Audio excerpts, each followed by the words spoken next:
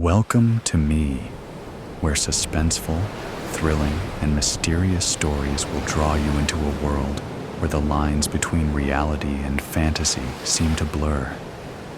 When the night falls, when all the sounds gradually quiet down, leaving only your own heartbeat and breathing, that's when these stories begin. Tensions, unsolved mysteries, moments that will make you hold your breath in fear or curiosity, all are waiting for you ahead. Find a comfortable seat, dim the lights, and let this sound guide you on a journey that is not for the faint of heart. I want each of you to leave a comment sharing where you are in the world. And if you are enjoying the episodes, don't forget to give a like and subscribe to the channel now. Relax. Are you ready? If so, join me in the first story right now. Second Fair Chance. Second Fair Chance. Lord Farnsworth, thank you so much for inviting me to dinner. I want to apologize for anything I did to create tension between us and let you know how grateful I am to have this second chance to make a better impression. Well, Sir Fenwick, be assured if I didn't cherish my daughter, Charity, so much, you would never get another opportunity to make appeasement. She begged me to reconsider my dismissal of your attentions toward her. She is very taken with you, so you must not be all that horrible, maybe a little misguided when it comes to how you treat a lady of high standing, such as my beautiful daughter. I found you in a compromising position in the garden at that soiree. Still, she'll be joining us after our before-dinner sherry. I remember you made quite a showing at our fox hunt outing. You set a fine steed and contributed an experienced pair of foxhound to the pack. That proves you've had some culture to your upbringing. Yes, sir. I've been riding since I was a young boy. My friend and business partner, Sir Carlton Winslow, attorney at law, is the one with hound experience. His uncle used to train them. The pair were actually borrowed from a well-known sportsman, Lord Dudley Bragg. Ah, yes. Lord Bragg. The name suits him well. He was interested in courting Countess Diana, my sister-in-law, but she found him to be less than gentlemanly when he deserted her and Charity at the market fair. Matter of fact, that is how they made your acquaintance. Isn't that correct? You arranged for their escort home. Now she has been entertaining your friend, finds him quite attractive and courteous. Exactly, Lord Farnsworth. That's another reason it would be so advantageous for me to be able to court your daughter. We could assure each other to remain honorable. Wouldn't you agree? Or encourage each other's bad behavior. Hey, young man, I haven't forgotten what it was like to be your age, seeking female companionship. I must guard my daughter's reputation, you understand? Of course, your lordship. Wouldn't expect anything less. I assure you, my intentions are honorable. I am deeply in love with her already, and desire only the best for her. I would ask for her hand in marriage immediately if it found favor in your eyes. But I know our societal norms demand much more formal routines. I can only pray for your approval to make me the happiest lovesick fool in London. My joy would be eternal. I can tell how eager you are, and from her behavior, I suspect she feels the very same about you. I'll give it due consideration.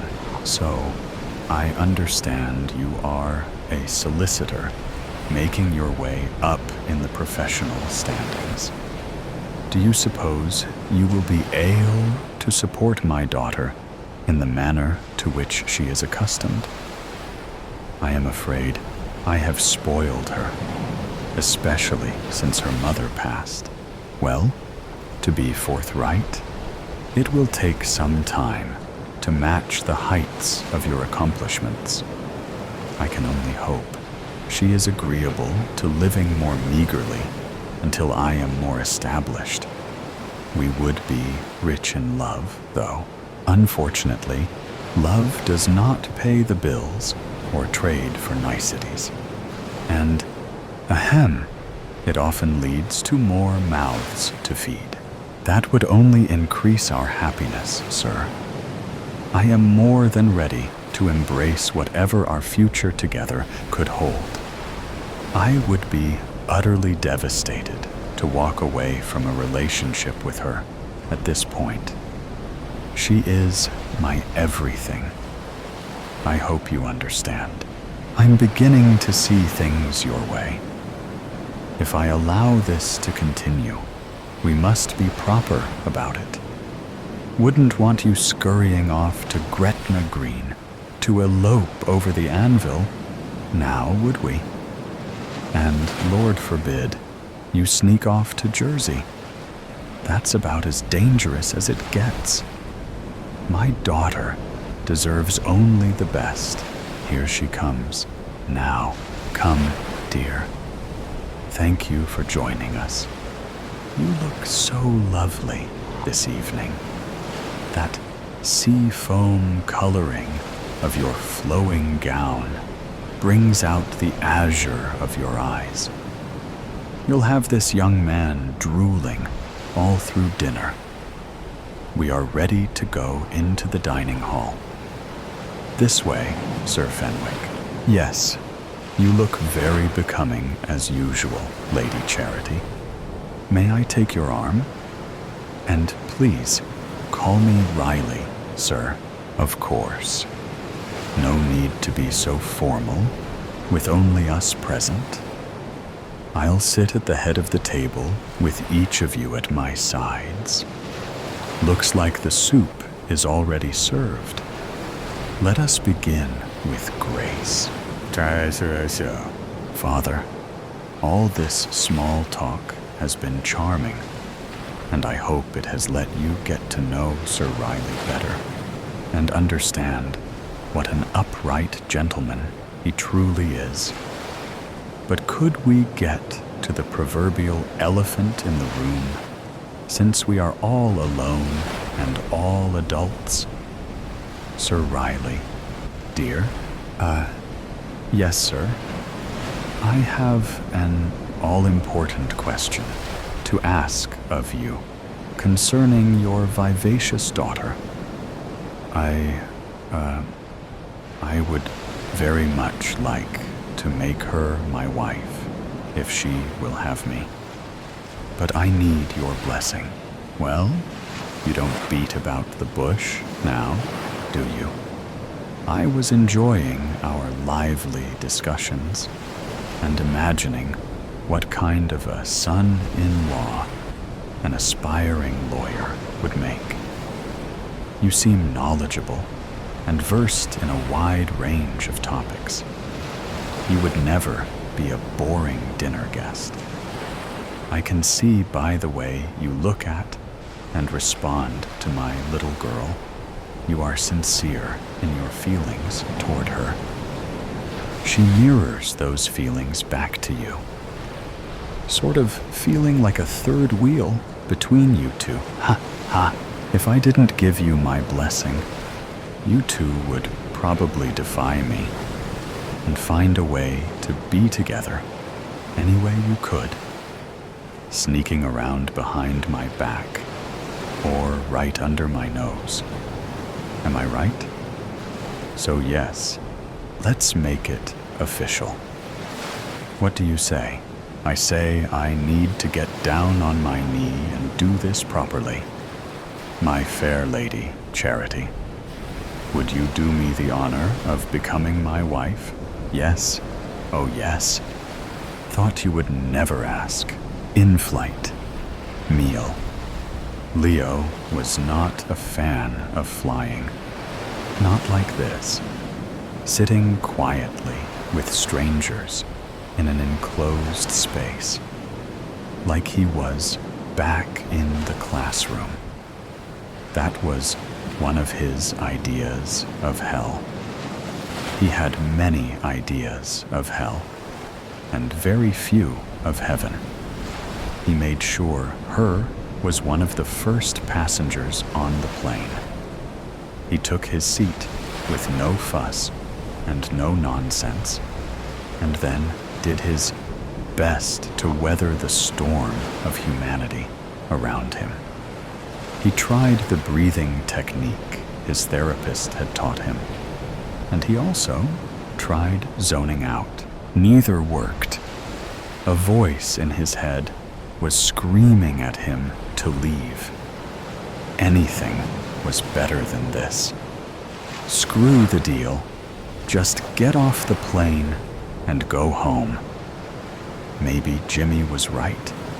They should buy the Vibe Bar, change its name to something far cooler, and live the simple life.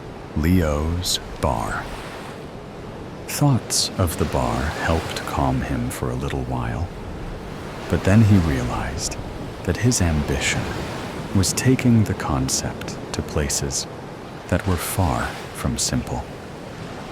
Leo sighed. Jimmy would make that bar work. He really would. But then Leo would come along, interfere, and fuck it up. And the worst of it was that Jimmy would smile sweetly and let him ruin everything. Sometimes Leo wondered whether he wasn't wired right, that maybe he'd been dropped on his head as a baby, or his mother had had a secret drug habit. Leo was never settled or content. Nothing was ever good enough.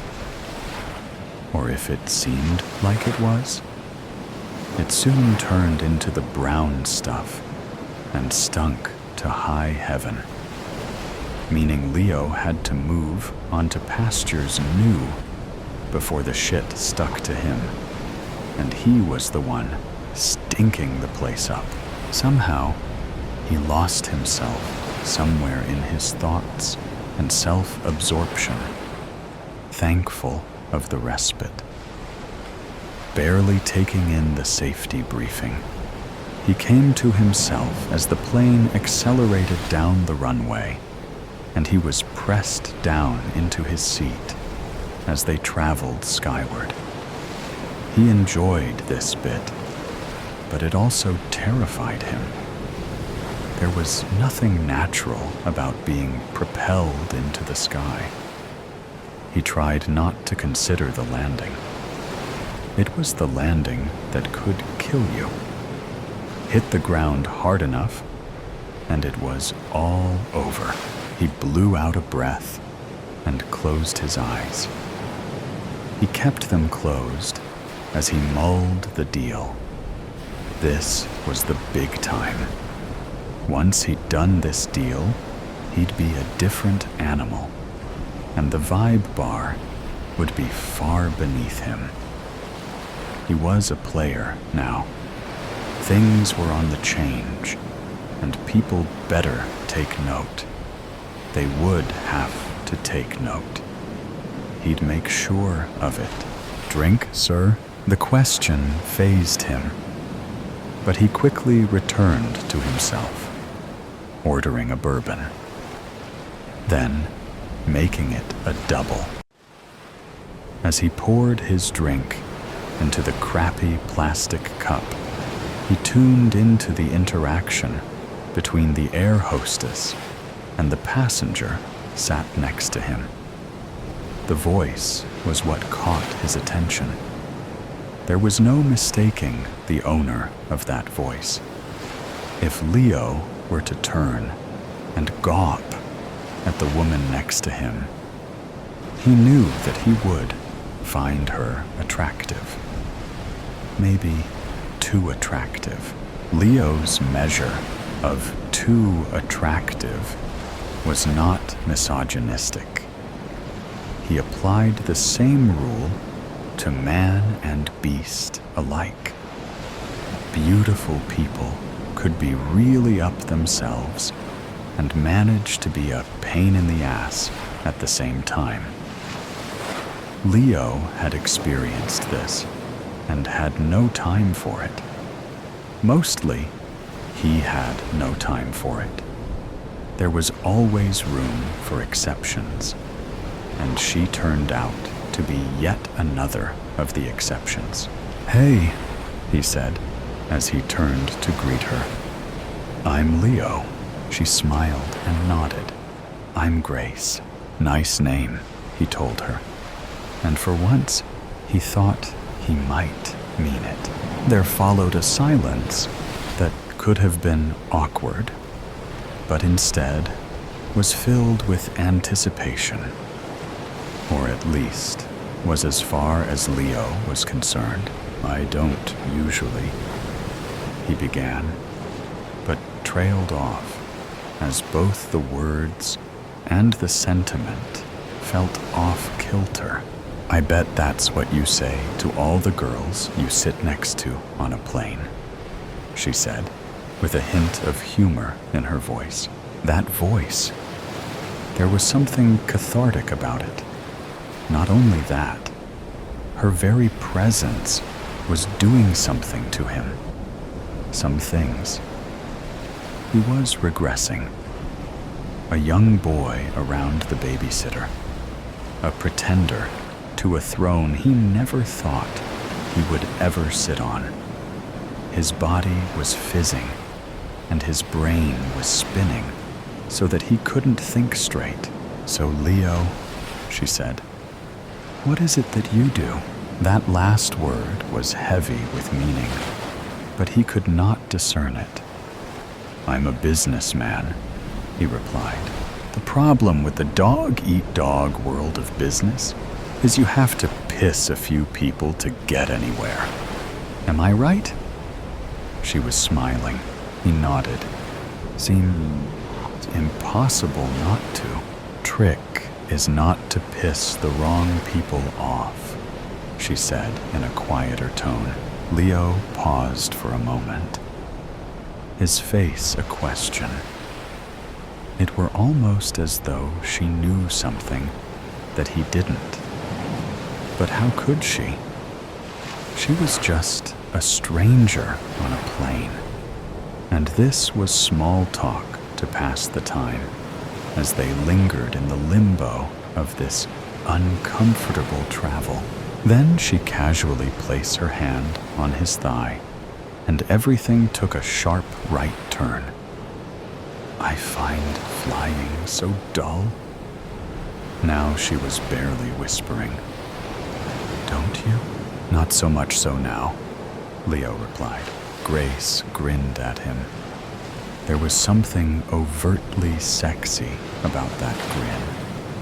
It sent a thrill up Leo's spine. The sensation was heightened as Grace's hand stroked higher up his thigh, and he found himself wanting more, wanting so much more. "Your business?"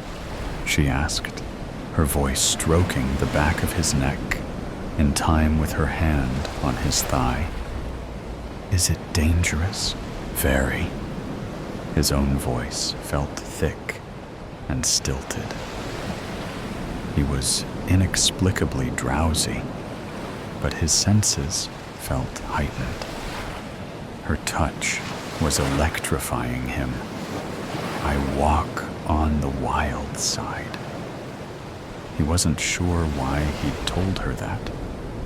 Wild side? They weren't even his own worlds. "I knew it!" she said excitedly. her hand going all the way up his inner thigh and resting exactly where he had hoped it might. "You're a very naughty man, aren't you?" Naughty? Was he? If anyone else had asked him this question, he'd have put them in their place. But with her, it was different. It was like she was royalty, a bona fide princess, the sort you couldn't refuse. And he wasn't going to refuse her when she was working magic on him with that hand of hers. Couldn't react badly with where her hand was right now. "I have been known to be naughty." He struggled to say the words as an involuntary gasp threatened to intermingle with them. "In that case, I think you better ask for a blanket." Grace gave him a playful squeeze. She was leaning in towards Leo now. He felt her breath on his earlobe and neck. "Sure," he said, and duly obliged. "That's better," purred Grace as she spread the blanket over Leo. The armrest was up and out of the way now. "This business of yours, it's criminal, isn't it?"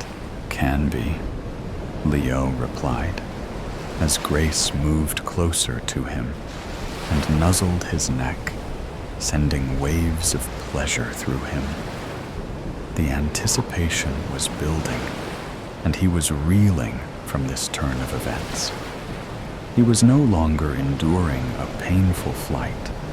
He was enjoying a mile-high tryst. "Oh, look, you're bleeding." Her words took too long to sink in.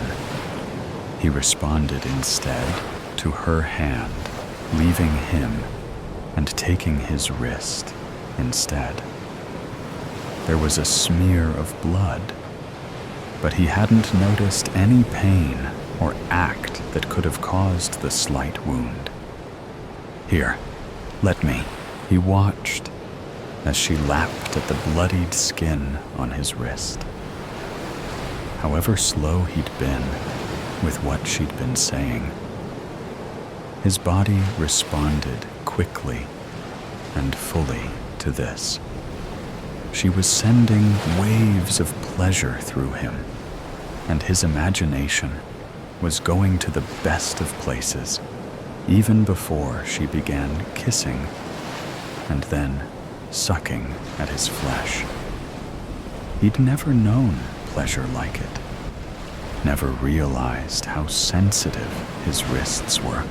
They sat like that for a while, Grace lapping and kissing him as he looked on, Leo doing his best to stifle his moans and hold himself back.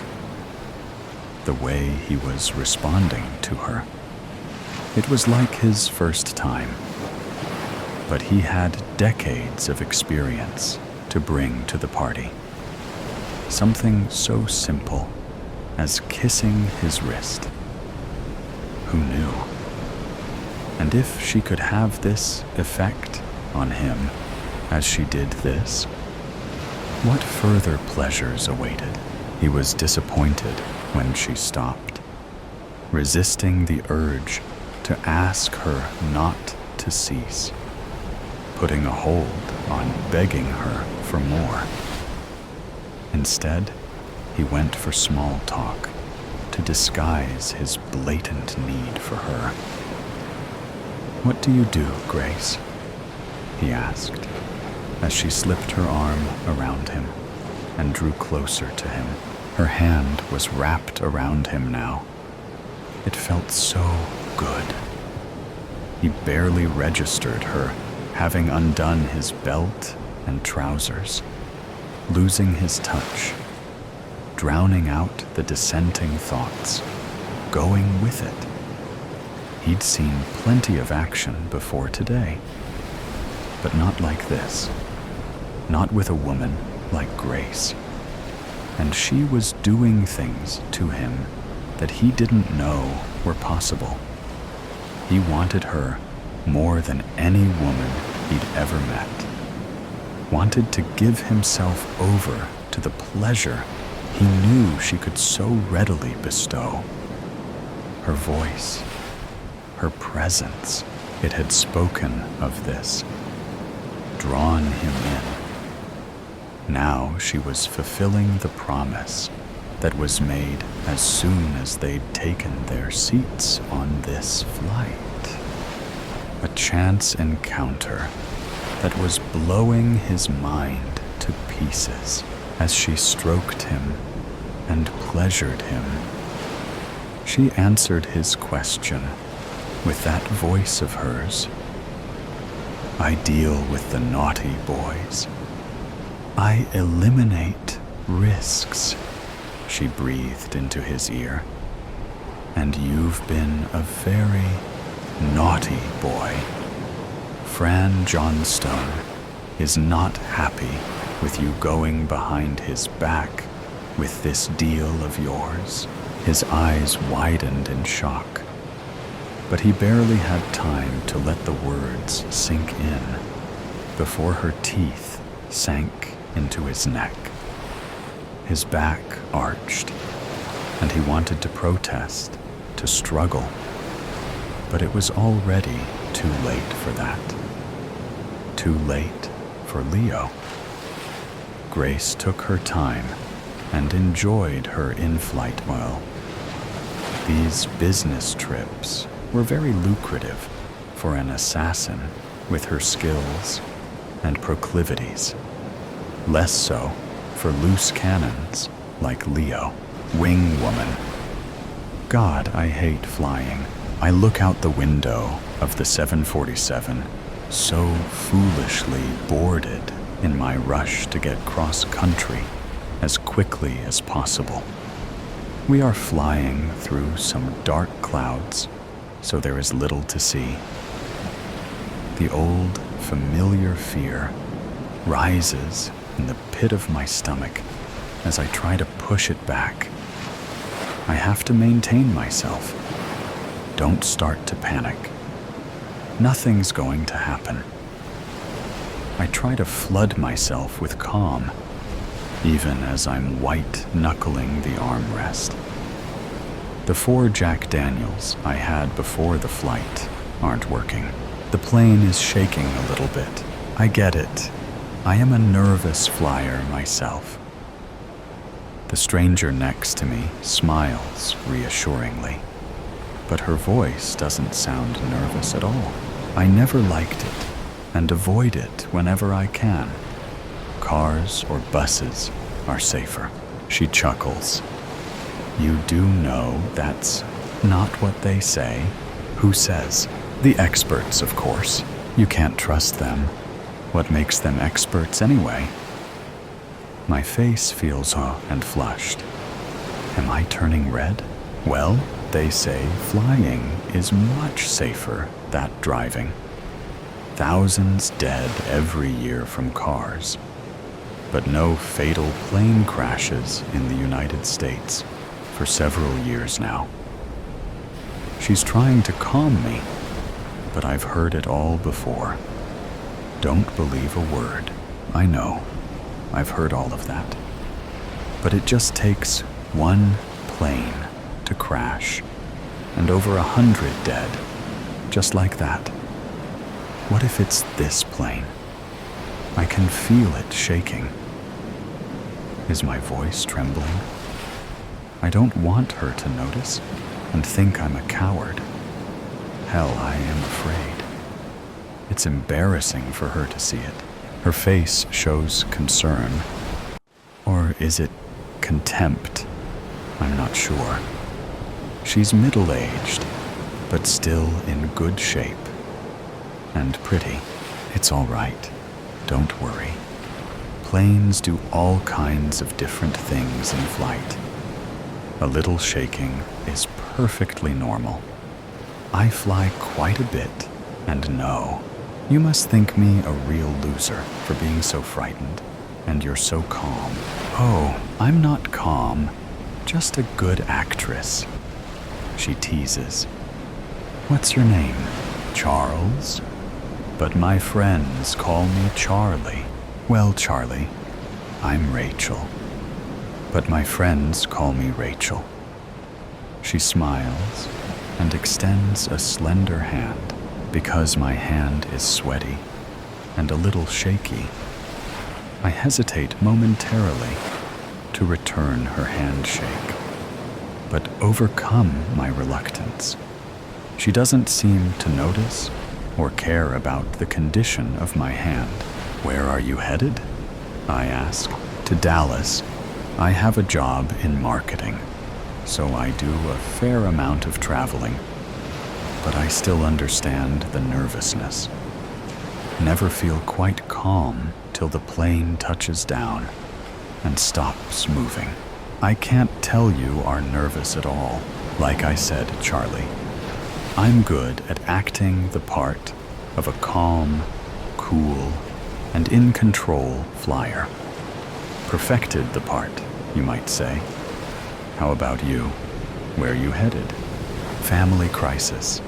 My mom is in bad shape, and I have to head to a small town about 100 miles outside of Dallas and get there quickly. Otherwise, I'd never be on this death trap.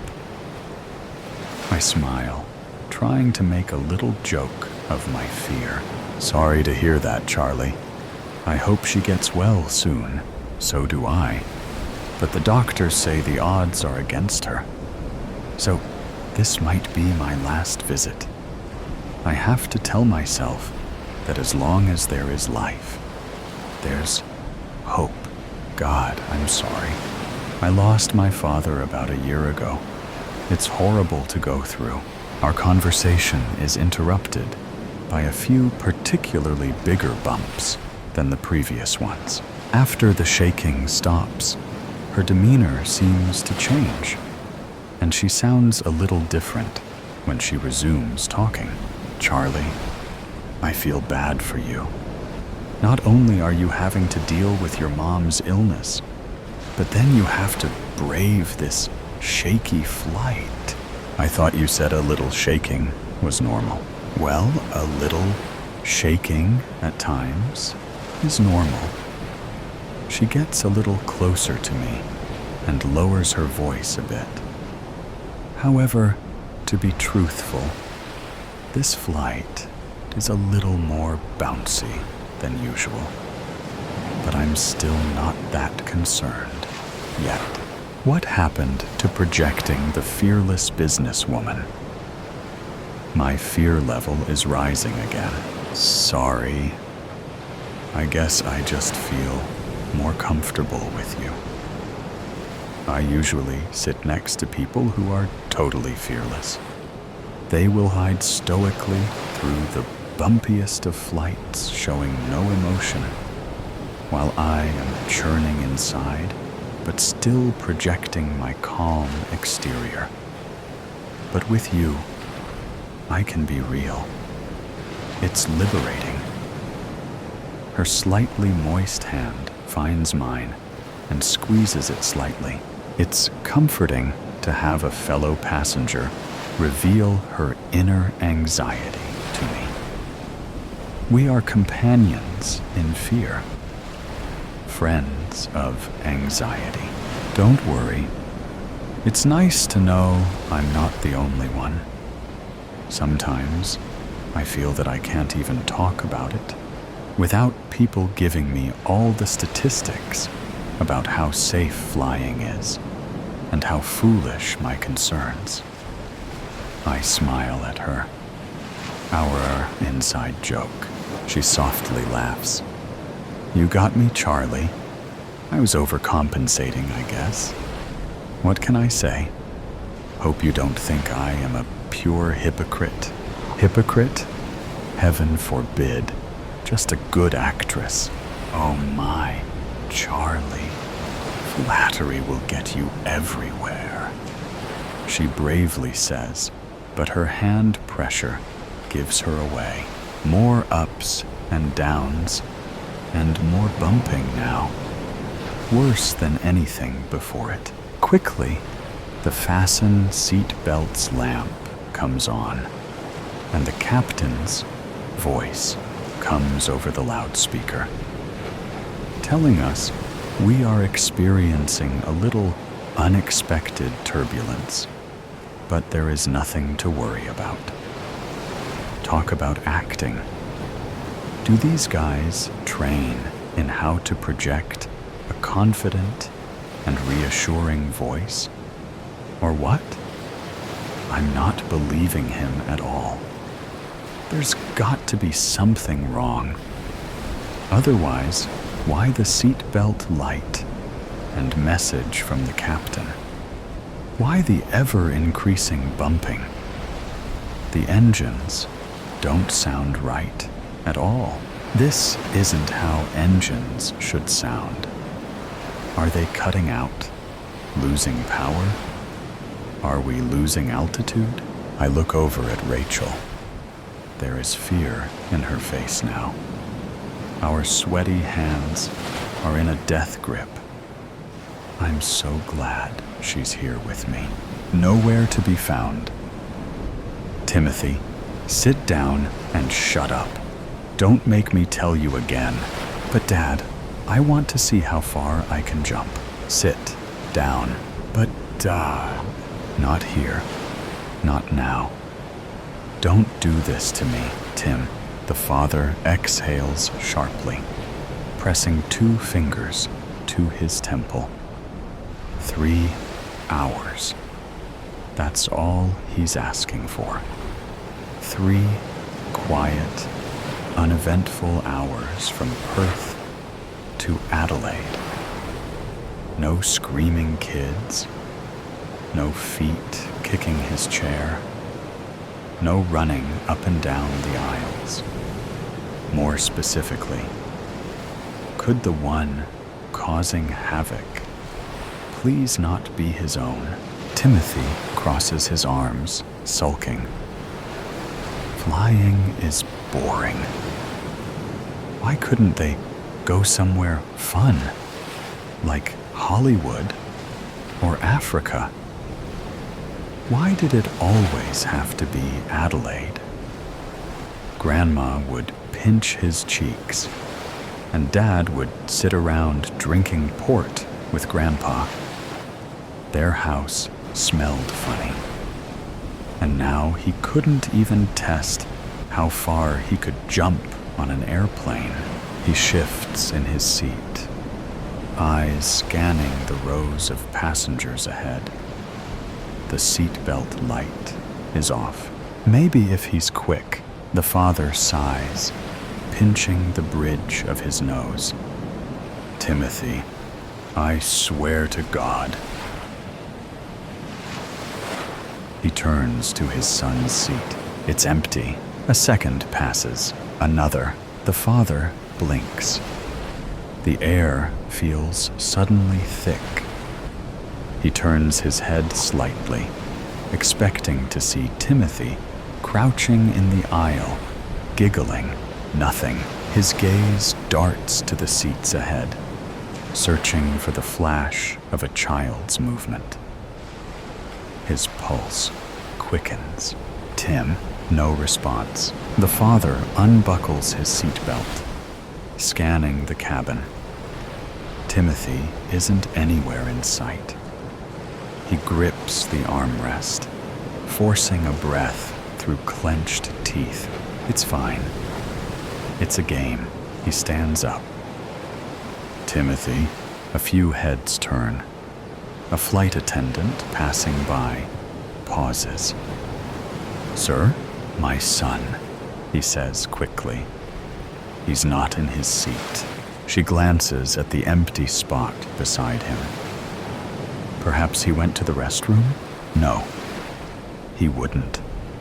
Not without saying something. Not without whining about having to go. The father moves toward the nearest lavatory, knocking hard. Timothy? No answer. He presses the button. The door pops open. Empty, a cold knot forms in his stomach. He checks the other lavatory, then the one at the front, then the one at the back. Nothing. His pace quickens.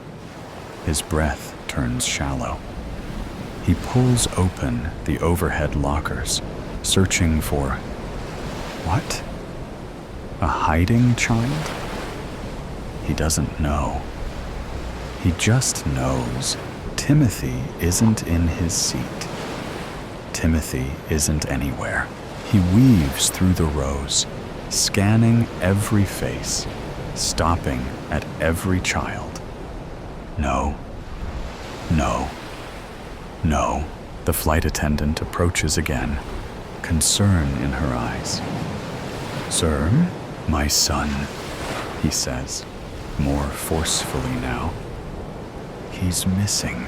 A ripple of murmurs spreads through the cabin. Another attendant joins the first. One of them touches his arm lightly. "We'll help you look." Passengers glance up, some confused, others disinterested.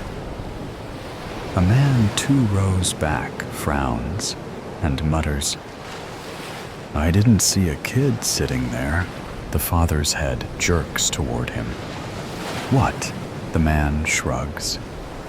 "I mean, I just don't remember seeing a kid. Thought you were alone." The father stares. His vision narrows. His heartbeat pounds against his skull.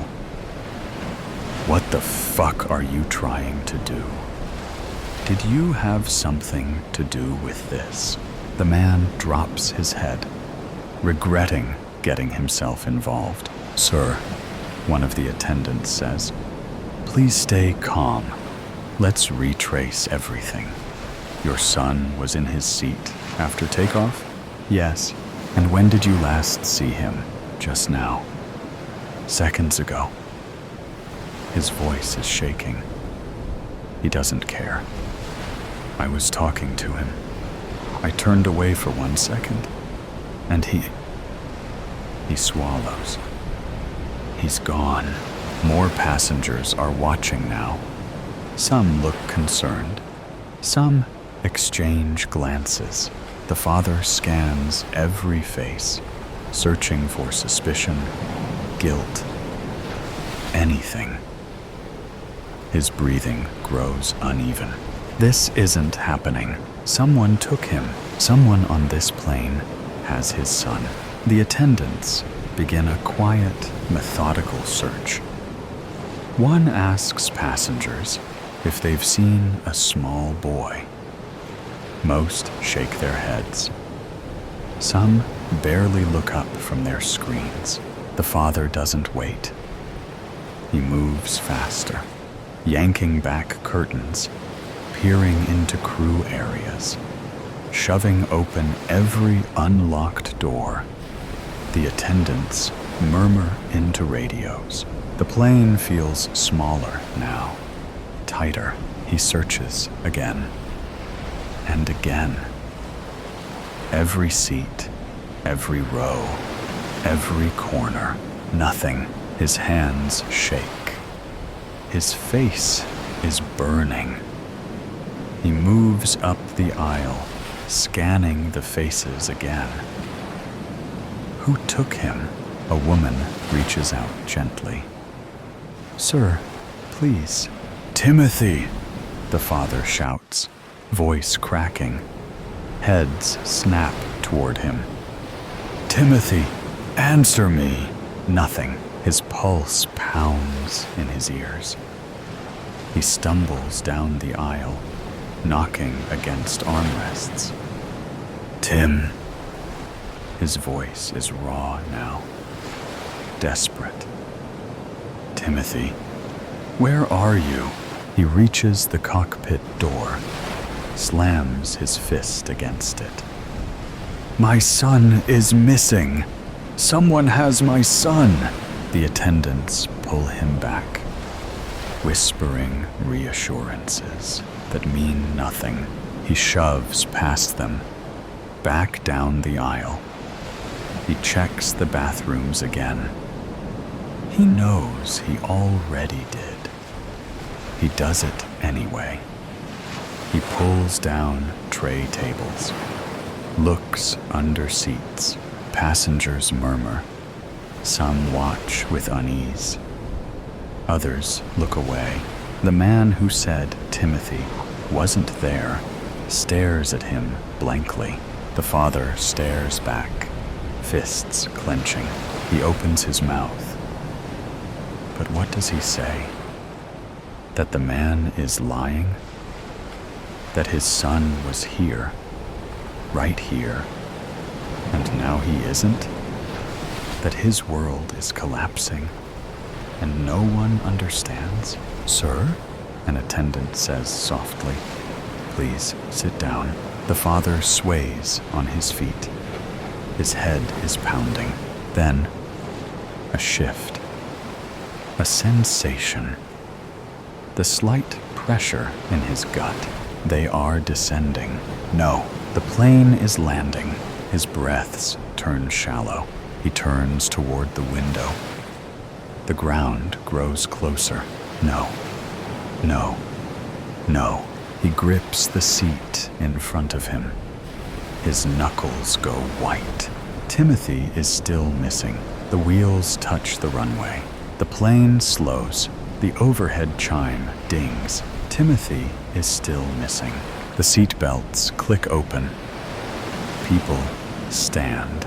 Timothy is still missing. The doors open. Light floods in. Timothy is still missing. The other passengers are standing now. The overhead lockers are popping open. Timothy is still missing. They have their bags and pushing past him.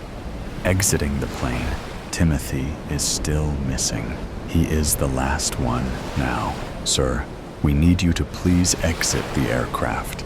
The authorities have been alerted and are waiting to assist you in the terminal." Timothy is still missing. Where is my son? The night the engines died. The passengers of Flight 227 had just completed their meal. The cabin buzzed quietly with the clinking of silverware, an intermittent laugh, and the faint sound of rustling newspapers.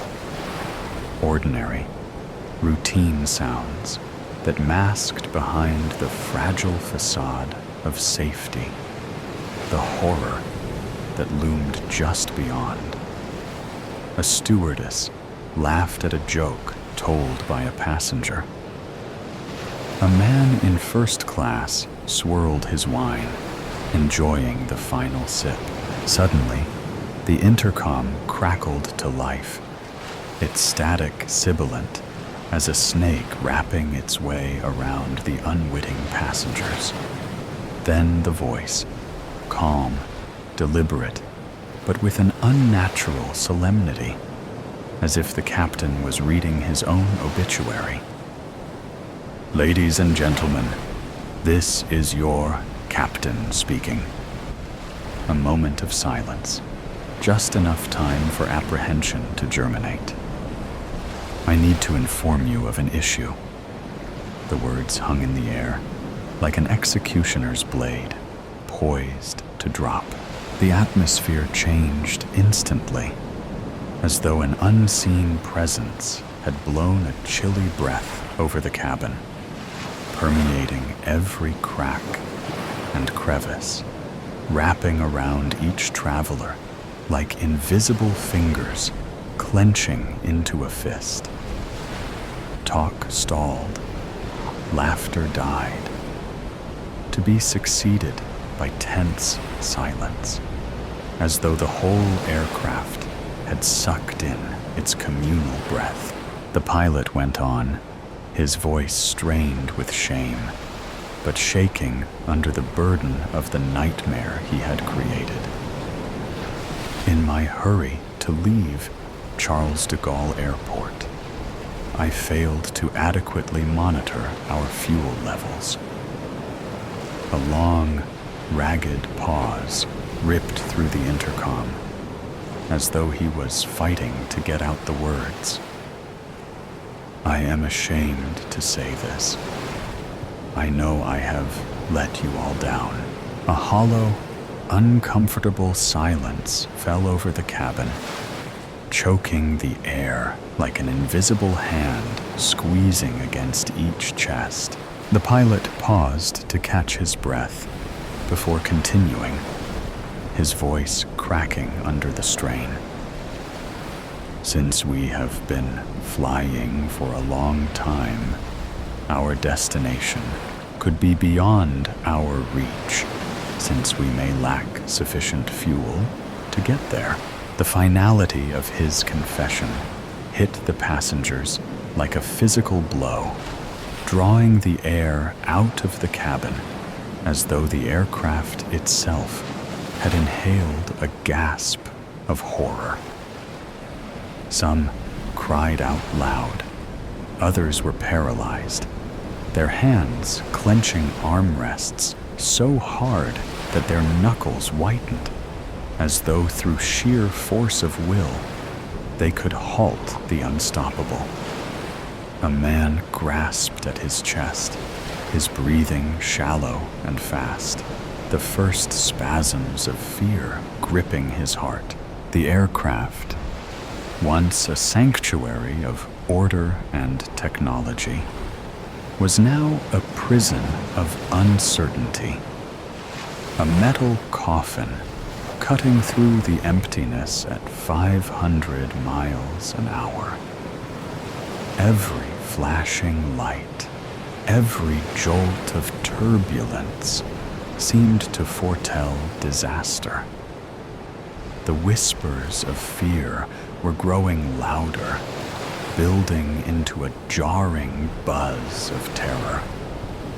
There were no strangers then, just the doomed, held together by the unspoken grasp of fear as they spoored toward some unknown destiny.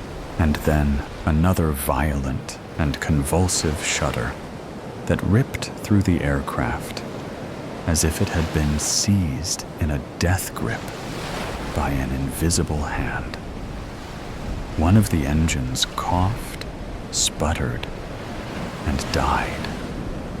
The whole plane shuddered as if it had been hit by an invisible blow, a jolting crash of bone that threw passengers from their seats and sent loose objects flying through the cabin. The sickening lurch sent drinks crashing, trays falling to the floor, and overhead lockers bursting open, their contents spilling into the aisle. Gasps turned to screams as the cabin tilted, the aircraft going into an unnatural descent. The aircraft had already started to descend to New York, but now it was plummeting, no longer descending in a controlled manner, but spiraling out of control. The cabin lights flickered madly, casting crazed shadows on faces paralyzed with terror. The aircraft lurched violently, its damaged fuselage objecting to the stress. Oxygen masks dropped from the ceiling like ghostly apparitions, dangling inertly amidst the chaos.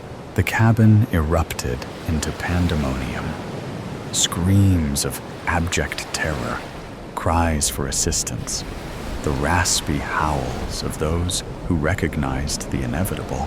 The night sky outside, once an endless expanse of stars and silence, now pressed in like the walls of a closing tomb.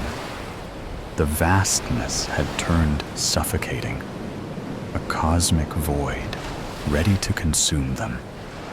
Below, the earth was no longer a distant haze, but a giant, looming thing, reaching out to snatch them with an appetite that threatened to consume them. City lights unfurled like streaks of flame, oblivious to the souls above, speeding towards their fate. The altimeter ticked down at a remorseless pace. The aircraft was still too far from New York City.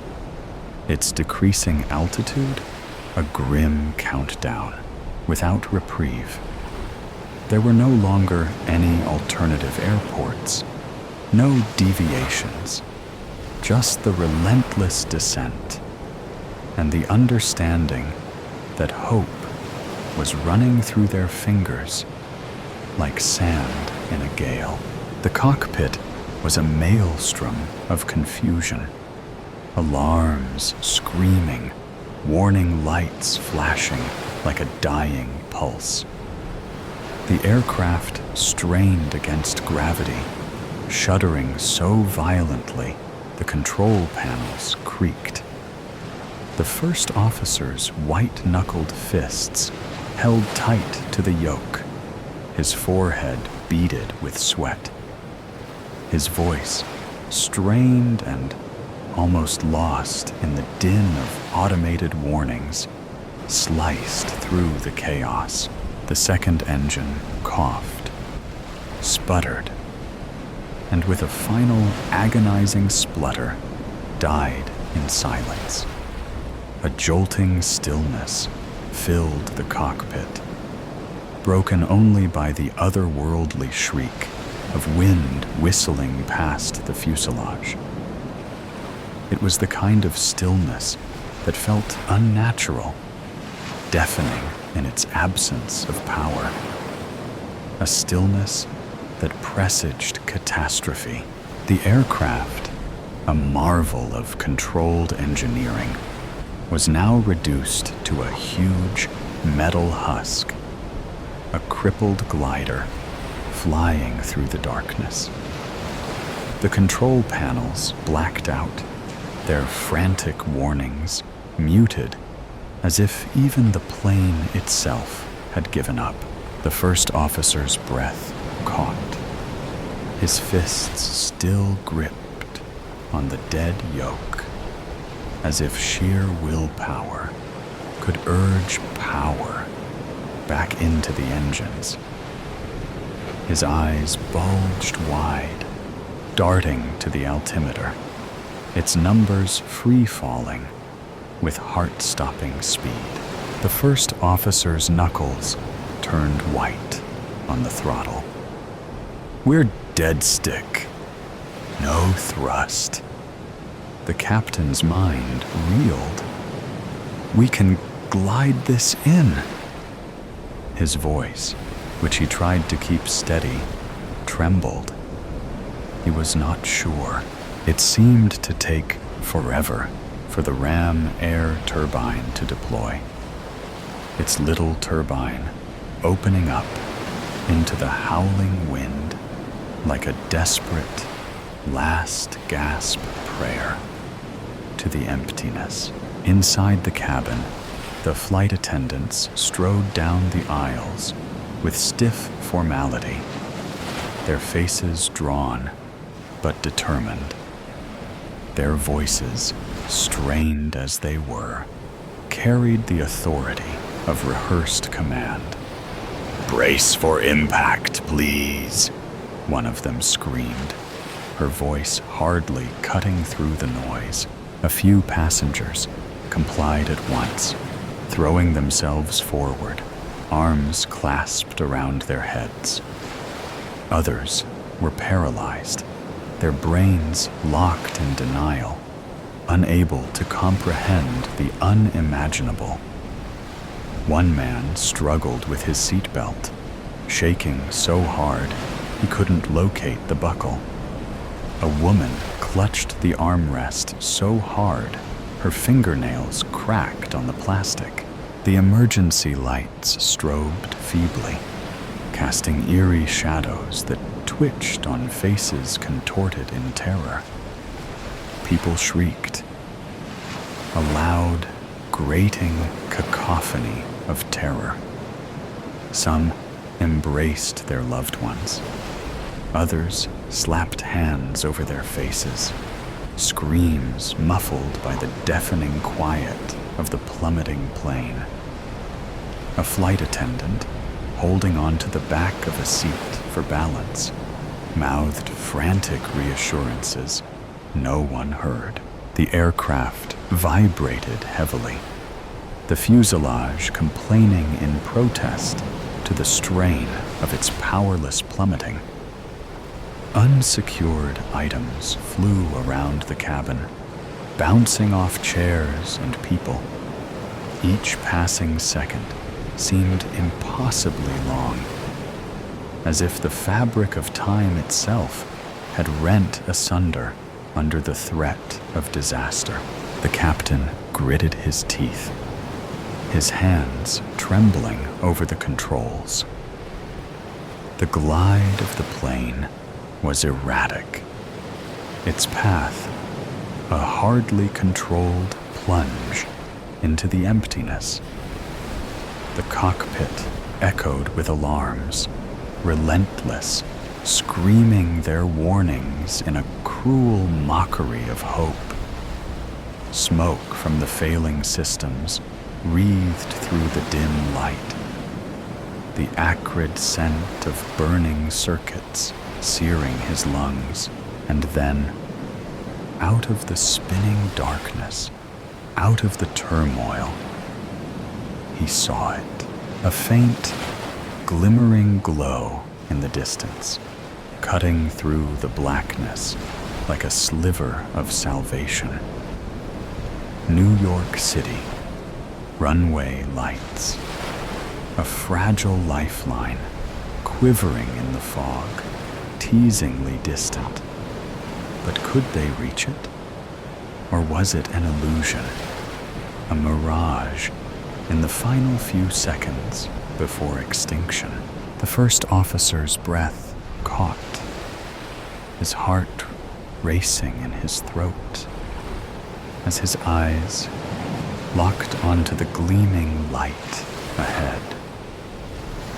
We might make it, after all, he whispered, his voice trembling with a faint, desperate hope, as though saying the words aloud could make it so.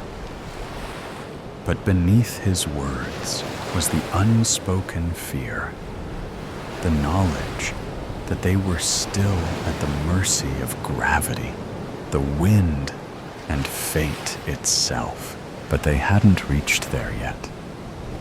The trees rose like shattered black shapes, their gnarled branches reaching out greedily toward the plane, as if to pull it down into nothingness. He had seconds.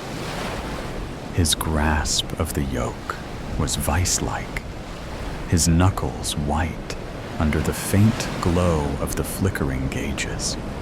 The plane bucked in an irregular motion that was wild, turbulence and gravity resisting every movement. His heart throbbed in his head, but his mind was fixed in steel-sharp concentration. The first officer took a deep breath.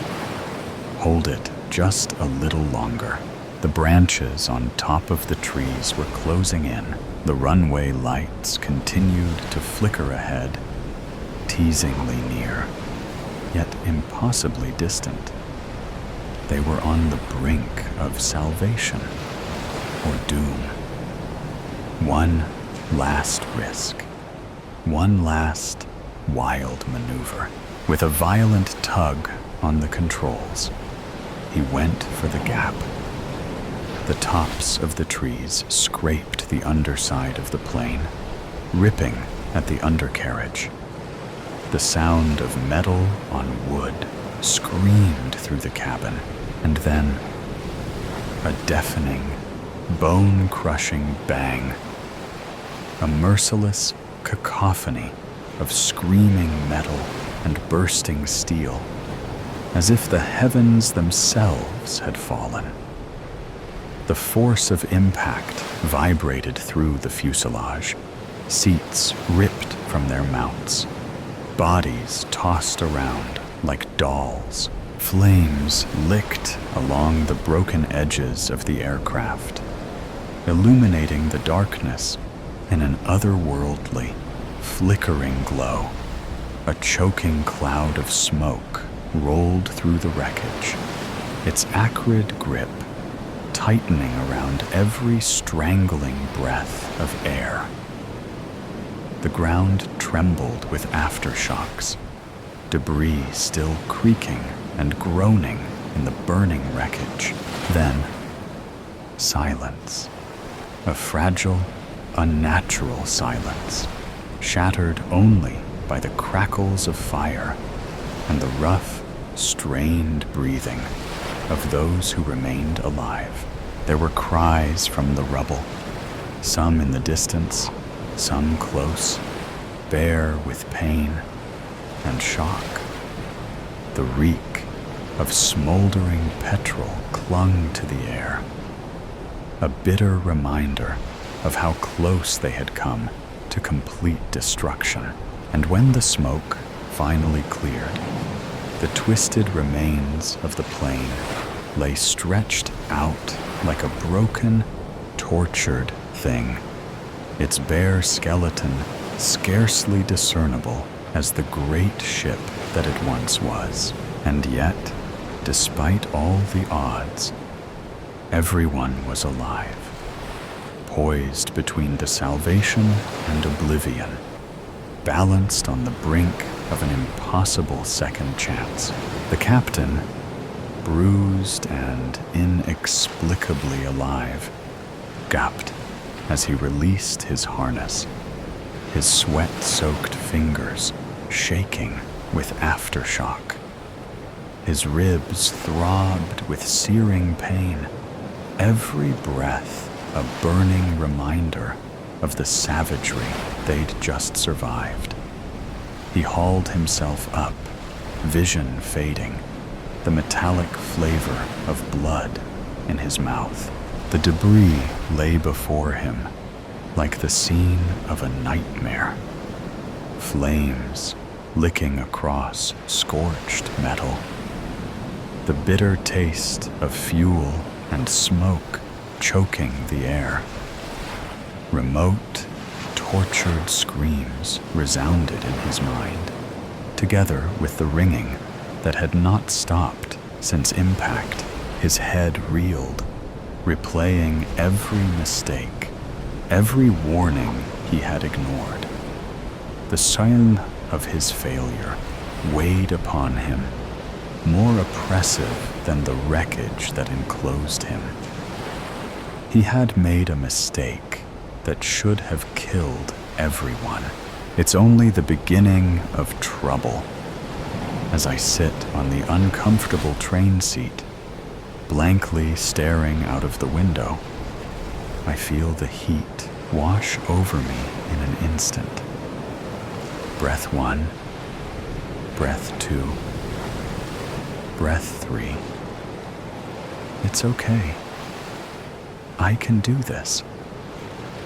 Trying to stay calm and relaxed, I look away from the window, starting to feel dizzy from the speed we pass the trees with. You've done this before, I say to myself as a pep talk. Just because it's different setting doesn't mean you can't do it.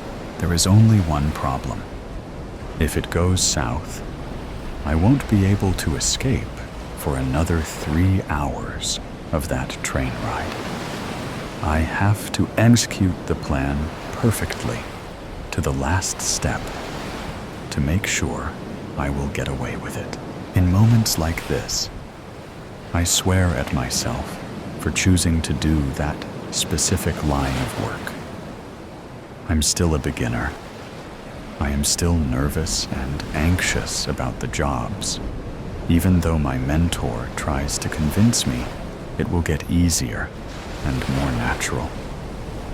I let out a huff and smile at that thought. What a messed up world it is to get used to doing something so awful. I personally don't have a choice. I need to do this and clear the society from disgusting and horrible people.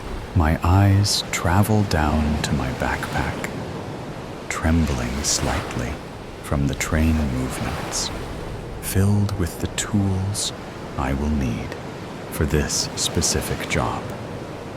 The top zip is open, and the sun faintly glints in body of the syringe I brought, the tool for Plan A. If all goes well, I won't have to travel too far down the alphabet to finish the job.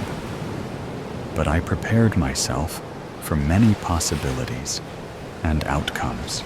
I push my head back onto the headrest and close my eyes, breathing in the dusty smell of the carriage. A quiet conversation of the couple 2 rows ahead of me reaches my ears, and I focus on their words to calm my nerves. It's hard to tell what the topic of their exchange is. All I can make out from it are words like secret, promise, disaster, and truth.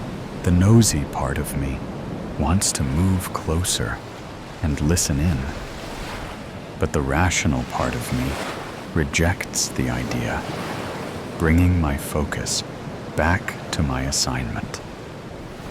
I should not distract myself with anything until the job is done and I can get off the train.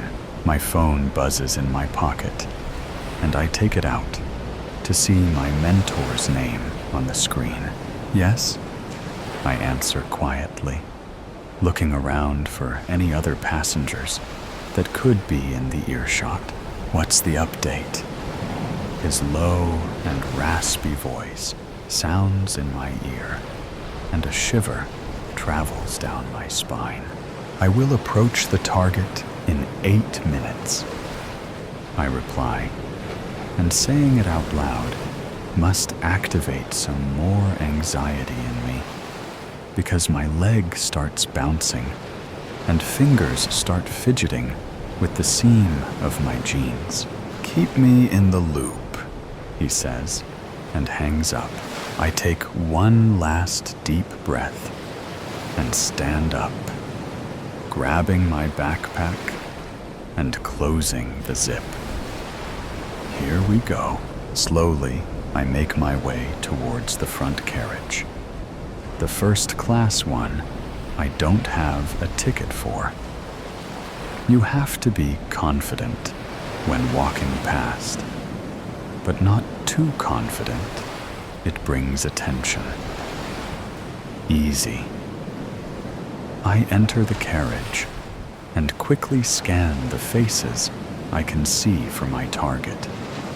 I notice him at the table the furthest away from me, so deeply interested in whatever he is typing on the laptop that I can sense it will be easy to execute my plan A. He has got gray hair with some black streaks still running through. The suit he is wearing looks expensive, perfectly tailored to his broad shoulders, but slim figure. He has got a clean shave, but the eyebrows he is furrowing are thick and badly unshaped. Luckily, he looks exactly like the picture I was given. The fact that he has a laptop on the table and a drink next to it is a slight inconvenience. I wouldn't want to damage his laptop in the first part of the process, as he may not be as forgiving for me to move to the second stage of the plan. My movements have to be even more careful now. I cannot afford to make a mistake here. I shuffle my backpack and tilt it to the right side, which is where the tables are. As I slowly make my way towards the end of the carriage, I intensely calculate the angle I have to use to not cause too much trouble. My target's laptop is by the window side of the table, as is he, still furiously typing on the keyboard. His wine glass is placed to his right, almost at the edge of the table, which means my best move is to knock it away from him and his laptop. I swallow hard, take another deep breath, and head to the door that lead to the next carriage.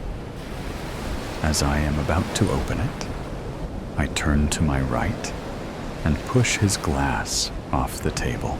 Oh my goodness, I am so incredibly sorry, sir, I say nervously, trying to keep my voice slightly higher pitched than my natural one, and I take some tissues out of the side pocket of my backpack. He swears and closes his laptop. How the hell can you be so clumsy? He's angry. I can hear it in his voice. It must have been a nice glass of wine. But then he looks at me, the low cleavage of my blouse, the long and wavy brown hair barely covering anything, and he smiles. The frustration from his face is gone. Sir, please, I will buy you a new drink, I promise. I mumble, still pretending to be stressed over this situation. Ah, darling, please don't worry. It's just a liquid. When I'm done wiping off the seat opposite him, I throw the tissues in the bin and head for the bar, leaving my backpack innocently on the seat by the window. As I walk away, I make sure to swing my hips with the movement to attract more of his attention. With the wine replacement in my hand, I walk back to the table and smile innocently at my target. He smiles back at me, probably thinking he got lucky I came across him. I know what he does when no one is looking, to what atrocities he lowers himself when he is not pretending to be a highly respected businessman. And I also know that my silly outfit and clumsiness made him incredibly happy. Wipe this smile off your face, you monster. You have no idea what's coming. I sit on the bench I just wiped off and push my backpack under the table, right by my legs. My name is Cassie, I say, and gently bat my eyelashes at him. I hope I didn't spill any wine on your gorgeous suit or very expensive-looking laptop. I chuckle nervously, waiting for his reaction. Well, Cassie, I think you just got lucky. Nothing seems to be damaged. I look at the table behind the laptop. Actually, there may be a little left here.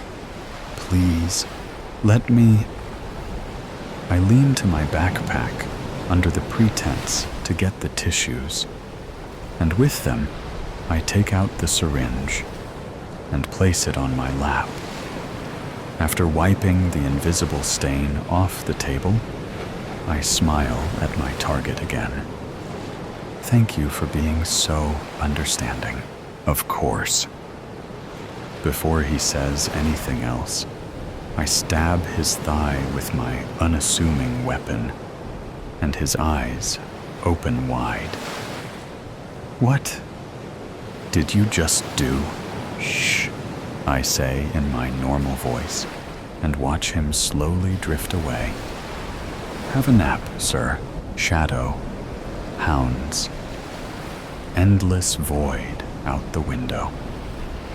You can hardly tell whether there is some kind of space whizzing past, or trees, or the gullet of some fantastically huge animal.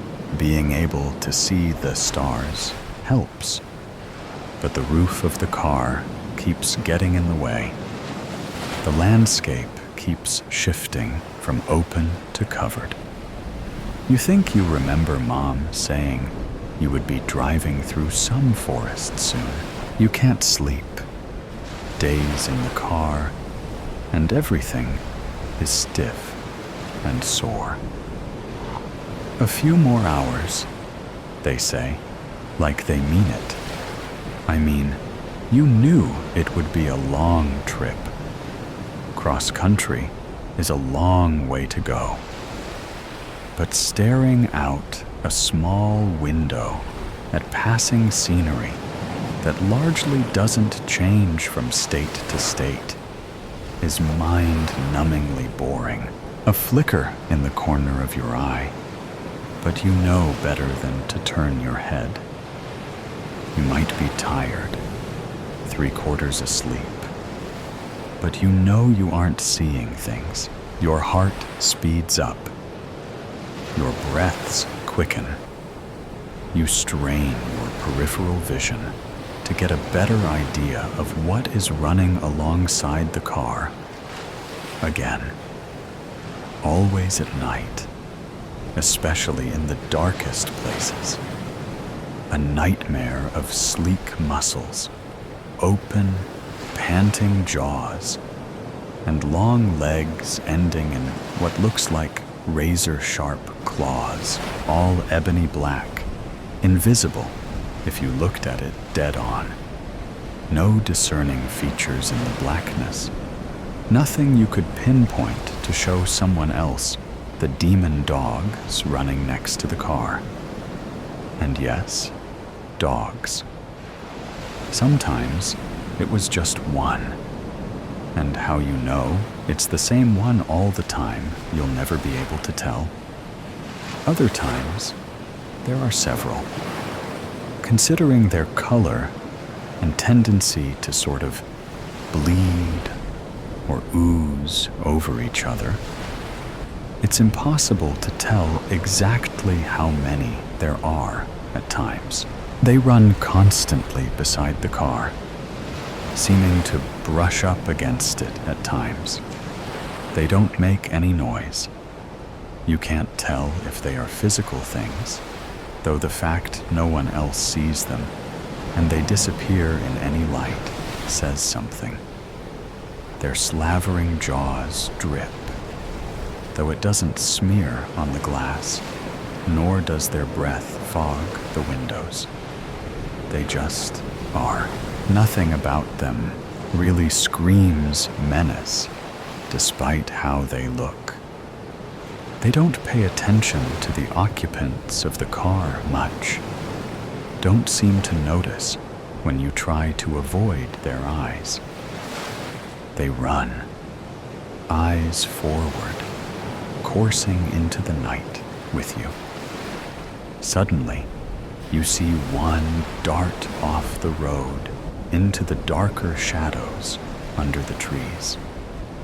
The others gather closer to the car, seeming to close ranks and become more alert as they run. You strain your eyes in the darkness, trying to pierce the void of the deepest shadows. What would they be running after? Some kind of prey? Some kind of threat? And a threat to whom? You or them? You slow your breathing as much as you can.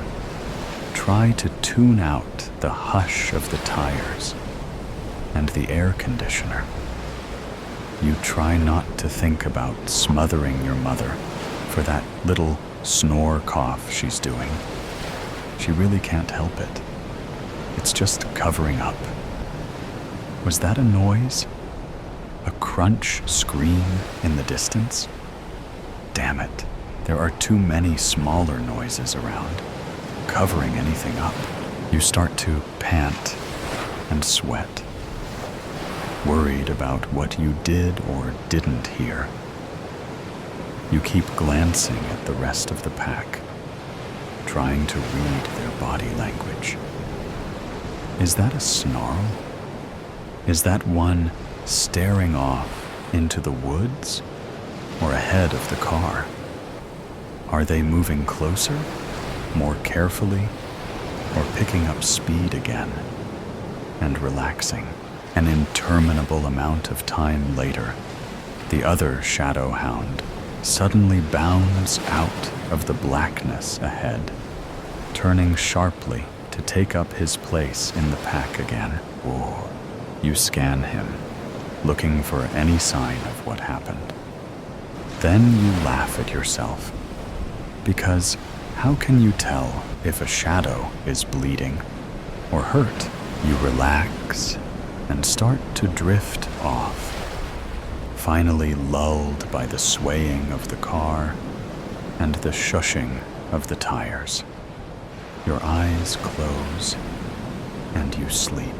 Weightlessness, briefly, then pain as you slam into the seats in front of you.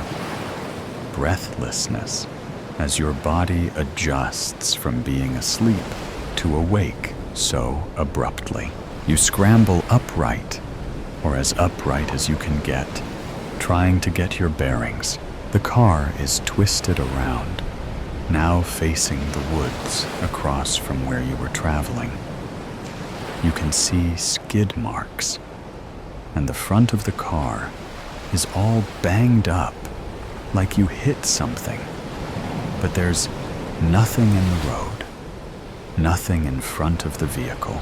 You check on your parents. They're fine, but look like they got knocked out during the crash. They are both bleeding a bit, but nothing seems serious. You try to gently wake them, but don't want to accidentally hurt them. You look around for your phone, remembering you need to call for help. As soon as your fingers touch it on the floorboard, you feel a growl in your chest. Then you hear the deep grumbling from outside the car. Snapping upright, you look frantically around in front of the car, looking for whatever made that malicious sound. You see nothing until you catch a flicker in the corner of your eye. With dread, you make yourself focus on your peripheral vision, scared to see what is making the sound. It's big. You can almost catch glimpses of scales as it moves, gliding around the light. This one, whatever it is, does seem to have mass. You can see the trees shifting and swaying, like there is a breeze blowing through them, but only as it passes. The others are still as stone. You check quickly around and don't see any of the shadow hounds. Were they scouting for this thing, leading it to you somehow? Did this thing kill them all? Or did they run when it attacked your car? Because you're fairly certain this is what caused the collision. Impossible to tell. You couldn't even tell whether they acknowledged your presence or not on the road, other than as an object to race, a sound, a whistle that turns into a high-pitched giggle, a howl and shriek, all in one. It repeats around the little clearing, growing louder and more melodic, until it stops. Suddenly, you see the hounds lunging and leaping. Trying to keep track of the movement is impossible. You can only catch tiny fragments of glimpses from the corners of your eyes, but you can hear the yips and snarls, the sound of impact from the tussle. Eventually, there is a deeper, pain-filled snarl that rends the air, then crashing and banging through the trees as the high-pitched howl shriek begins again. This time, sounding triumphant, you sit there, breathing slowly as you strain to listen. A huff at the window, a brush of almost fur against that side of the car. You slide your eyes that way to see as much as you can out of the corner. The biggest hound, the one you consider the leader of the pack, stares back at you and slowly blinks. He nods, and you nod back, grateful for the protection.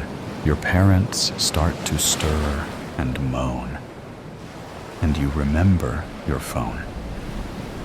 You look down to dial 911 and glance back around you as you start to talk to the operator. You can see the pack out there, taking up a defensive perimeter.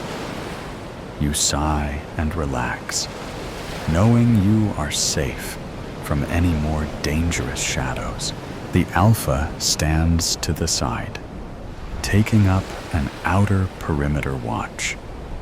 He looks back at the car, knowing that soon it will be time to bond with his mage. She's almost ready. The attack tonight was proof of that. But she is strong.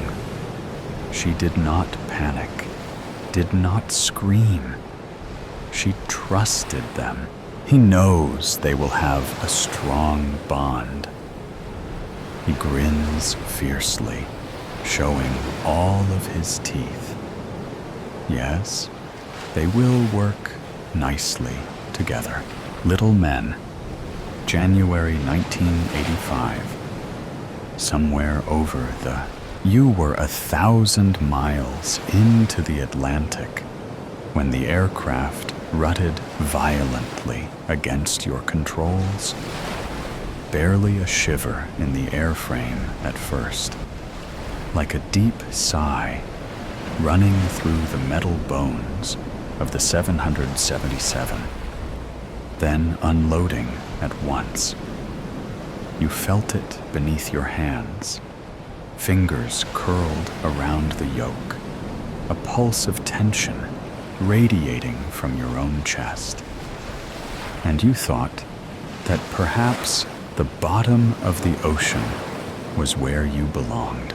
There was a darkness there, a pressure so strong it would stop your body from behaving like a biological machine and turn it into a mangled physics experiment. The same coexisted inside you, where your heart was splintered, half of it belonging to your mother and half of it to Cammy. A darkness you couldn't smooth away. Somewhere back there, among the rows of passengers dozing, sighing, and flipping through their lives, he was sitting. Your father, a man you'd never truly seen, not beyond the stories your mother whispered in moments of quiet fury. A man who had given you nothing but a sickness that curled in your gut when you remembered where you came from.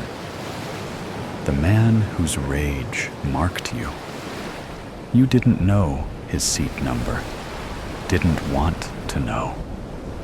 The knowledge that he existed in your cabin, breathing your air, was enough to make a grown man sick.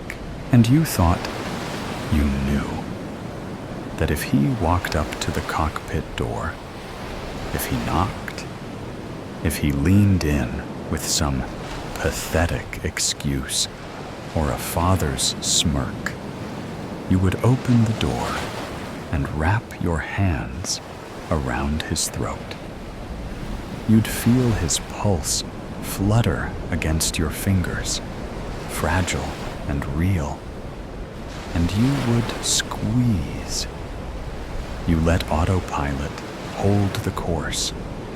Let the gentle hum of the engines seep into your bones, pretending for a moment you were something better than what he left behind.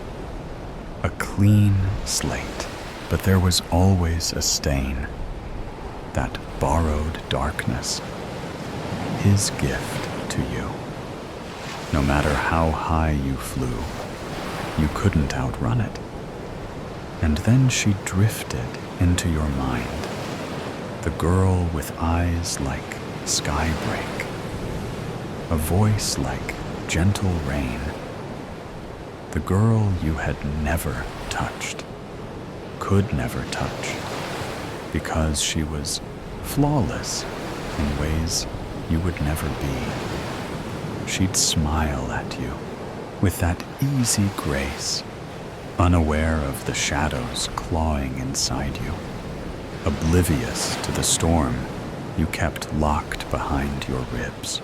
You thought of her seeing you for what you were, the quiet, steady pilot with a monster curled around his heart. If she knew, if she saw even a hint of that darkness, she would recoil. She'd wish you out of the sky, wish your plane would disappear into the ocean without a trace. And maybe she'd be right. The horizon stretched before you, a line you couldn't cross, a future you didn't deserve. You swallowed the air in shallow breaths, felt the press of your father's existence. Outside, the clouds thickened, gray swirling into black, and the gentle tremor of turbulence returned. The seatbelt sign blinked on. You flicked the intercom switch, cleared your throat. Ladies and gentlemen, we're passing through some rough air. Please remain seated with your seatbelts fastened. Your father's life was in your hands. All their lives were. You looked at the yoke, the screens, the clouds ahead, and wondered just how far you could fall before the darkness took over. Why was he still alive? How did he deserve to be alive? On what grounds exactly? You could push the controls forward, put the nose into a dive, select full thrust, increase bank angle to 45 degrees, and stall the plane. Keep putting in fatal commands while your FO tries to right the plane until the dual input sound warning starts to ring out through the cockpit. You squeezed your eyes shut just for a moment. The stick trembled beneath your fingers, the aircraft groaning. You loved this plane, and like in any other reciprocal relationship, it not only loved you back, but supported your every decision. You could do it. A simple motion, a nudge of the yoke, the push of a throttle, and gravity would take over. You opened your eyes. Outside, the storm coiled tighter, wind shear slipping along the fuselage.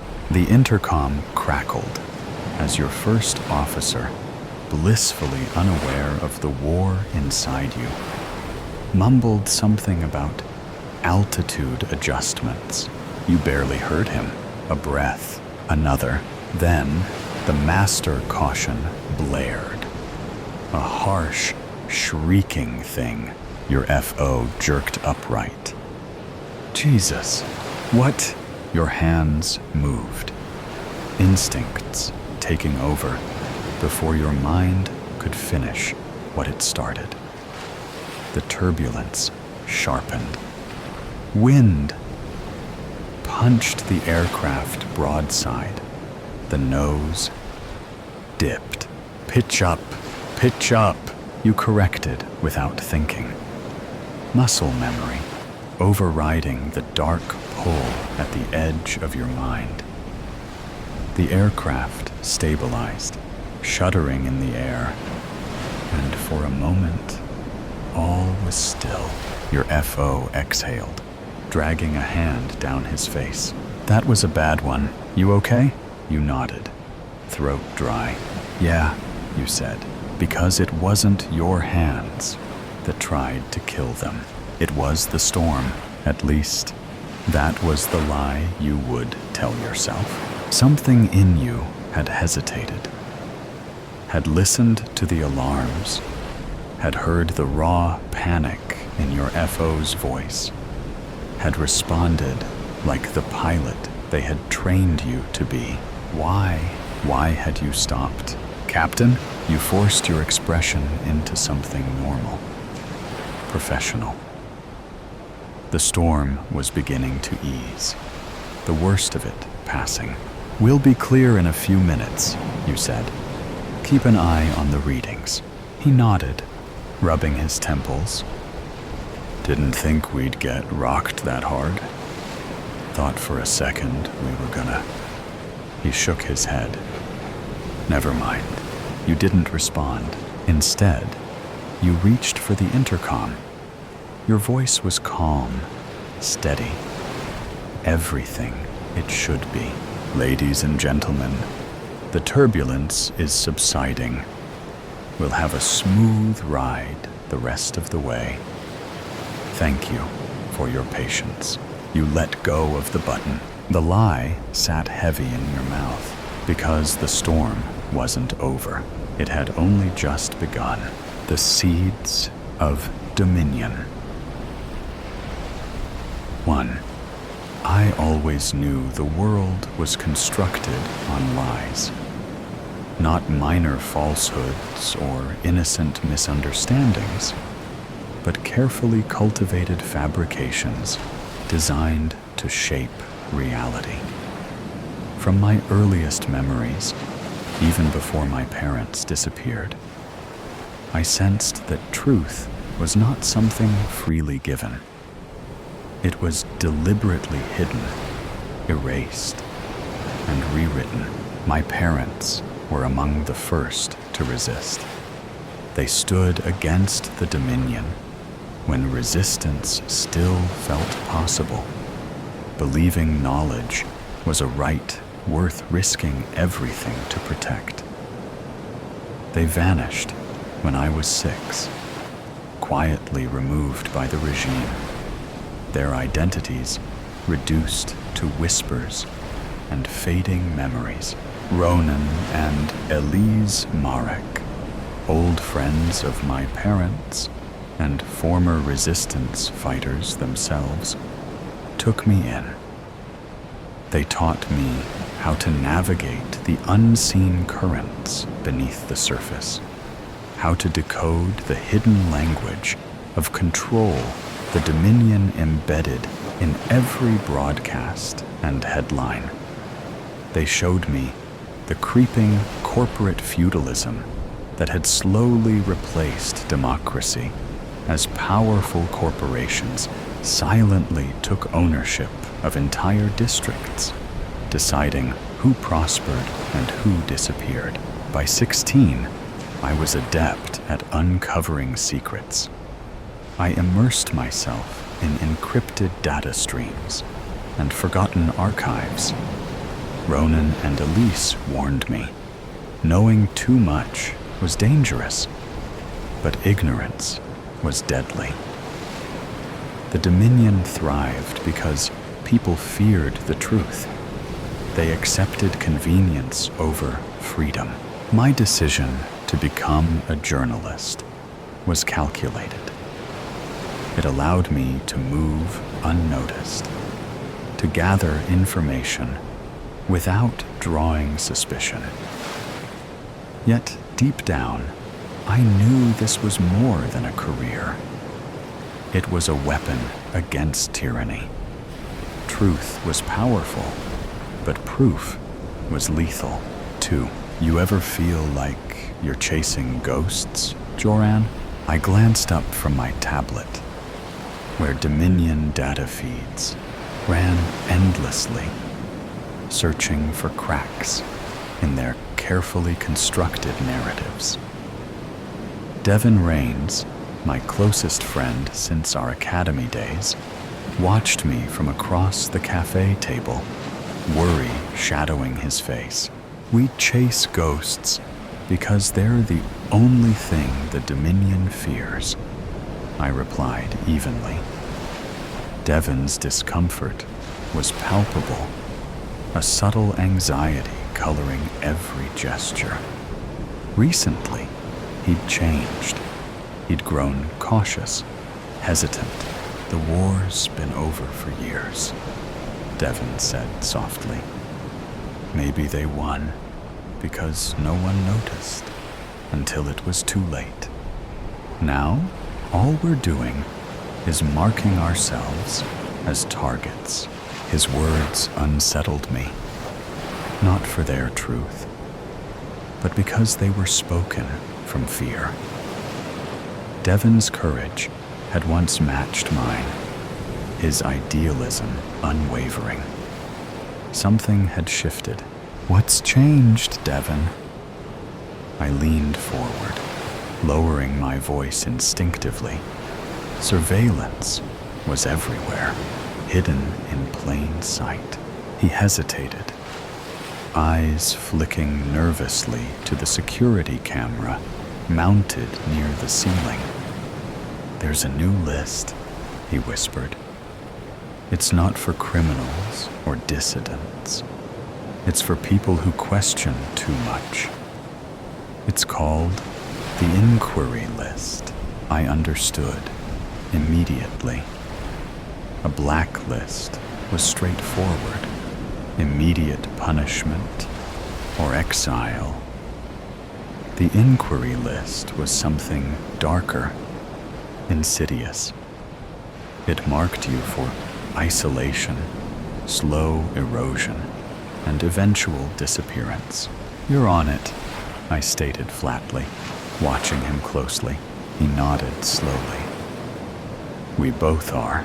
A silent understanding passed between us. Devin was frightened, and fear made people dangerous. Still, I wasn't about to stop. Not now, when the stakes had finally become clear. 3. Devin disappeared within days. His presence simply ceased. No messages, no records, no traces. Just silence. I pursued answers with relentless determination, hacking into secured archives, whispering in underground circles, piecing together fragments of his fate. Each revelation deepened my dread. The Dominion protocol wasn't coming. It had arrived. Our world was now governed by rigid conformity, loyalty, measured in unquestioning obedience. Citizens weren't people. They were assets, evaluated for their utility, discarded when inconvenient. I stared numbly at the evidence on my tablet. Democracy hadn't merely been undermined, it had been methodically dismantled. Devin wasn't dead, not physically. He had been absorbed, transformed into something compliant and controlled. 4. I knew when they would come. Patterns were easy to spot if you paid attention. Increased drone patrols, subtle shifts in daily broadcasts, neighbors becoming suddenly distant. It was all carefully staged. When the knock finally came, I was already on the move. Out through the fire escape, down silent alleyways, navigating shadows with practiced ease. My heart pounded, but my breathing remained steady. Panic was a luxury I couldn't afford. The train station loomed ahead, my gateway to the industrial underground. Passengers waited silently, their faces blank, eyes fixed firmly forward.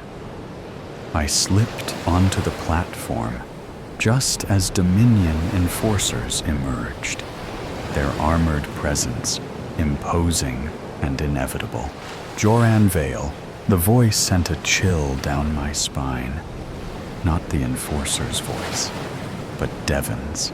I turned slowly, dread twisting inside me. Devon stood among them, dressed in Dominion black, his eyes hollow and distant. I recognized the vacancy instantly. The Dominion had taken not only his freedom, but his spirit. "Come quietly," he intoned, emotionless. "You gave in," I accused bitterly. "They made you afraid, and you surrendered." "I adapted," he replied mechanically. "No," I said sharply. "Adaptation isn't compliance." His gaze faltered. Something brief and vulnerable flickering behind those empty eyes. Devon reached toward me, an automated reflex of the Dominion's control. The train doors hissed open beside me, a brief window of opportunity. Devon lunged, grabbing my shoulder. Instinct took over. I drove my elbow hard into his ribs, feeling him recoil sharply, gasping for breath. His grip loosened, and I wrenched free, leaping onto the train just as the doors snapped shut behind me. Through the window, Devon stared helplessly, now a shadow fading into the distance. Regret etched his features briefly before the darkness reclaimed him. The train surged forward, carrying me into uncertainty, but also toward freedom. 5. As the city lights blurred into a mosaic of neon and shadow, I steadied my breathing. The train hummed rhythmically beneath my feet, a steady reassurance that, for now, I was still free.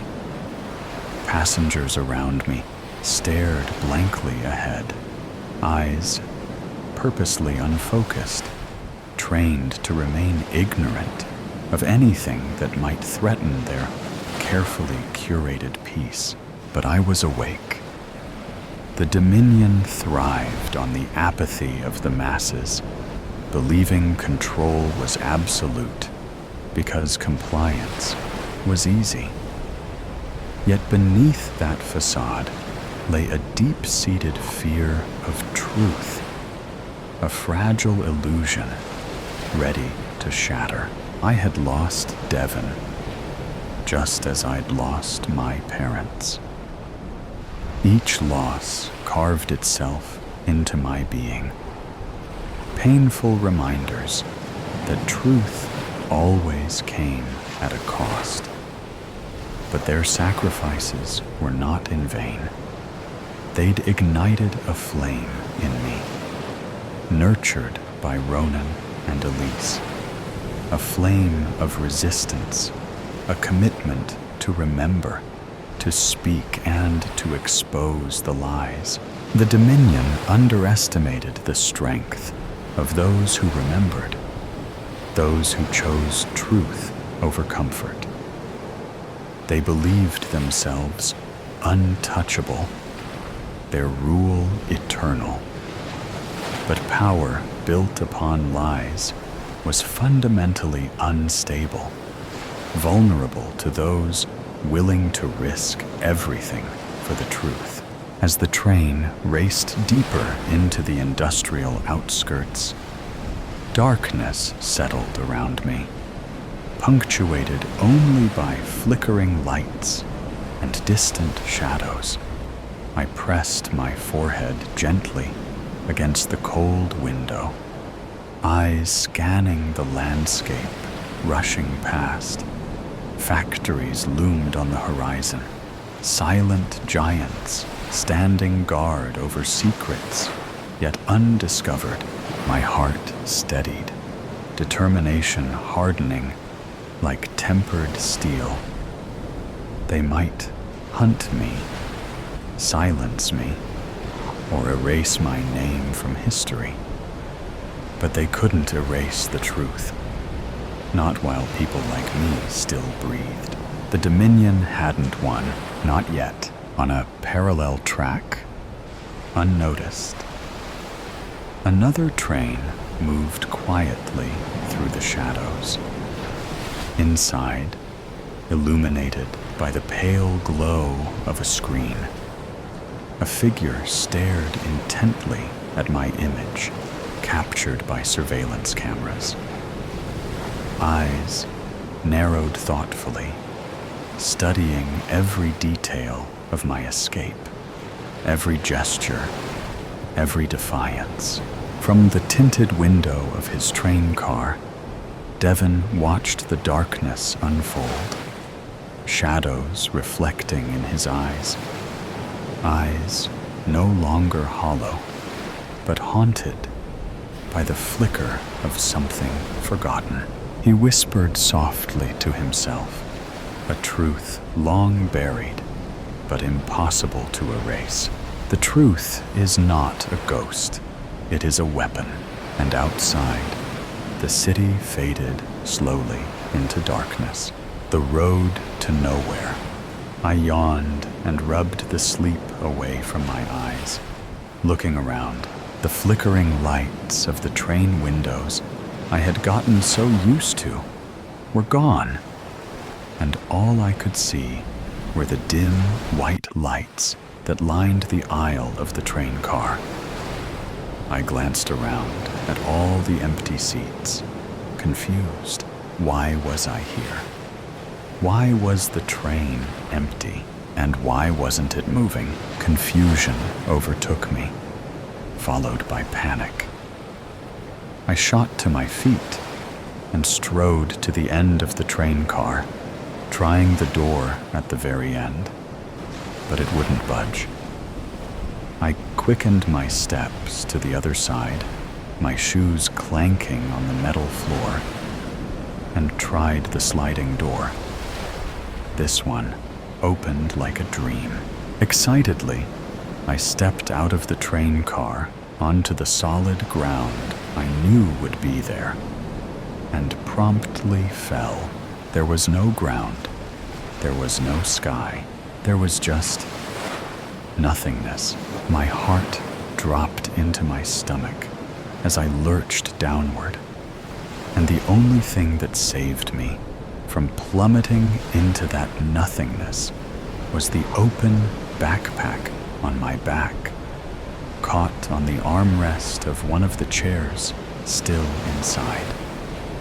My arms, having felt like they were wrenched from my shoulders, hung there loosely as the straps of my backpack held on to me for dear life. My breath caught in my throat, and my mind raced as I stared out at the blackness before me. How do I get up? I tried to turn to grab the floor of the train car, but a loud tearing of fabric caused me to pause, and my heart thundered in my ears. I waited, my arms refusing to move out of fear. But in one fell swoop, I launched my hands up behind me and hoisted myself back onto the floor of the train car, just as my backpack completely tore open. Panting heavily, back in the safety of the train car, I ripped my backpack off my shoulders and inspected the damage. The top was completely torn, but I didn't care. That stupid backpack saved my life. I threw it back on and stood up, staring out at the blackness before me, holding on to the armrest of a chair, just for insurance. There was literally nothing. No one. The silence was so suffocating, I almost wished to hear my heart pounding in my ears again. "Hello?" I called as loud as I could into the void, but there wasn't even an echo, just silence. Suddenly, as if compelled by some outside force, the train car lurched forward. I nearly tumbled into the void again, the only thing that saved me being that armrest I was holding. "What was that? Who's doing that?" I called, but once again, no answer. The train car chugged along slowly, almost at a snail's pace, but I figured that was better than nothing. I closed the sliding door, sick of my inability to stay firmly in the train, and walked carefully to a seat, plopping down into it. What was I doing before I got on the train? I didn't remember. Who was I? I didn't remember. It felt like I'd been created from air and dropped onto this God-forsaken train, surrounded by this God-forsaken nothing. I took the poor, shredded backpack off my shoulders again and searched through it this time, but all I found were some loose-leaf blank sheets of notebook paper. A student, maybe? If I was stupidly disorganized. I desperately tried to search my brain for any clues related to school. Maybe the name of a school I went to, the names of past teachers, the faces of fellow students and friends. I came up with nothing. No matter how much I tried to scour my memories, one unchangeable fact remained. I was stuck on a train car in the middle of the void, heading to nowhere. All I could do was wait. So that's what I did. I waited, and I waited, and waited. I kept myself occupied with my thoughts as I stared out the window, gazing into the darkness. I don't know how much time passed. I had nothing to gauge my bearings on. No watch, no ticking clock, nothing. The dim lights from the train ceiling flickered for a moment, and then went out with a quiet click. And at the same time, the train came to an abrupt halt. I looked away from the window and shot to my feet, wrenched away from my thoughts, and pressed myself against the train wall. I could barely see anything. The dim lights were the only light source in this never-ending blackness. "Hello?" I called out, but my voice broke in my nervousness. There was a small beep, like something about to be announced over an intercom. And all of a sudden, A digital message began scrolling across the top of the train wall in bright red, digital letters. Suddenly, as if compelled by some outside force, the train car lurched forward.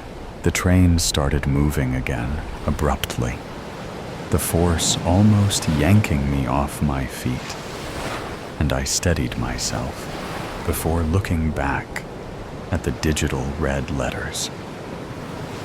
Who's doing this? Who is it? My frustration and stress exploded into my voice, and I stomped angrily away from the wall to stand in the center of the slow-moving train car, bathed by the weak red light of the letters. The digital message continued scrolling, and the letters would reveal a message that would make me rush towards the seats. The train started moving again abruptly, the force almost yanking me off my feet. I didn't catch the rest, desperate to get to a seat. The train did, in fact, start moving forward again. And it was only by the grace of God that I ended up grabbing the armrest of a seat to avoid flying to the floor. Angrily, I stormed to the end of the train and yanked open the sliding door, screaming into the void. Are you messing with me? What are you trying to do? Why am I here? I glanced back at the red letters on a whim and saw the following message. The silence was so suffocating, I almost wished to hear my heart pounding in my ears again. Nothing. Absolute silence. And the last thing I saw before tumbling out of the train and into the void were the small red letters forming the words, "There was no ground, there was no sky. Good luck, the trip of a lifetime." The trees are so much bigger out here, I said, as I looked out the passenger side car window. We were driving from the airport in the cab we just got. The lady driving was rude. She barely even looked at us. But we're out of there, and officially on vacation. The flight was long. I tried to sleep, but the man next to me was a talker. I'm too nice, my girlfriend says, but that's what keeps the world a better place. Besides, the man kept buying me drinks, which is why I'm looking out the window. I might hurl, "And greener, this place is beautiful," says Kenny. We're finally in the Pacific Northwest. Our bags are packed, and we're headed to Mount Hood. We have a week out here, and 4 days spent in the mountains. Kenny has family out here, so we're staying with his aunt the first night, and then we're off to breathe that crisp forest air. We made it to his aunt's house. She was so warm and welcoming. I felt right at home.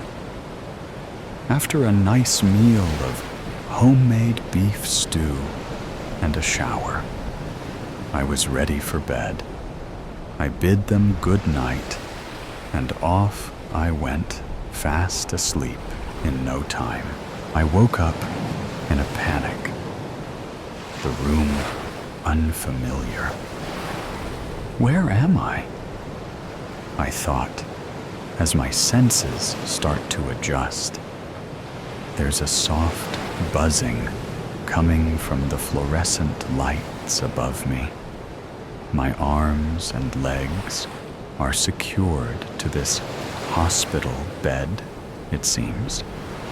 But this doesn't feel like a hospital. It's too cold. I try to move my head, but that's secured too. Hello? I call, but no answer.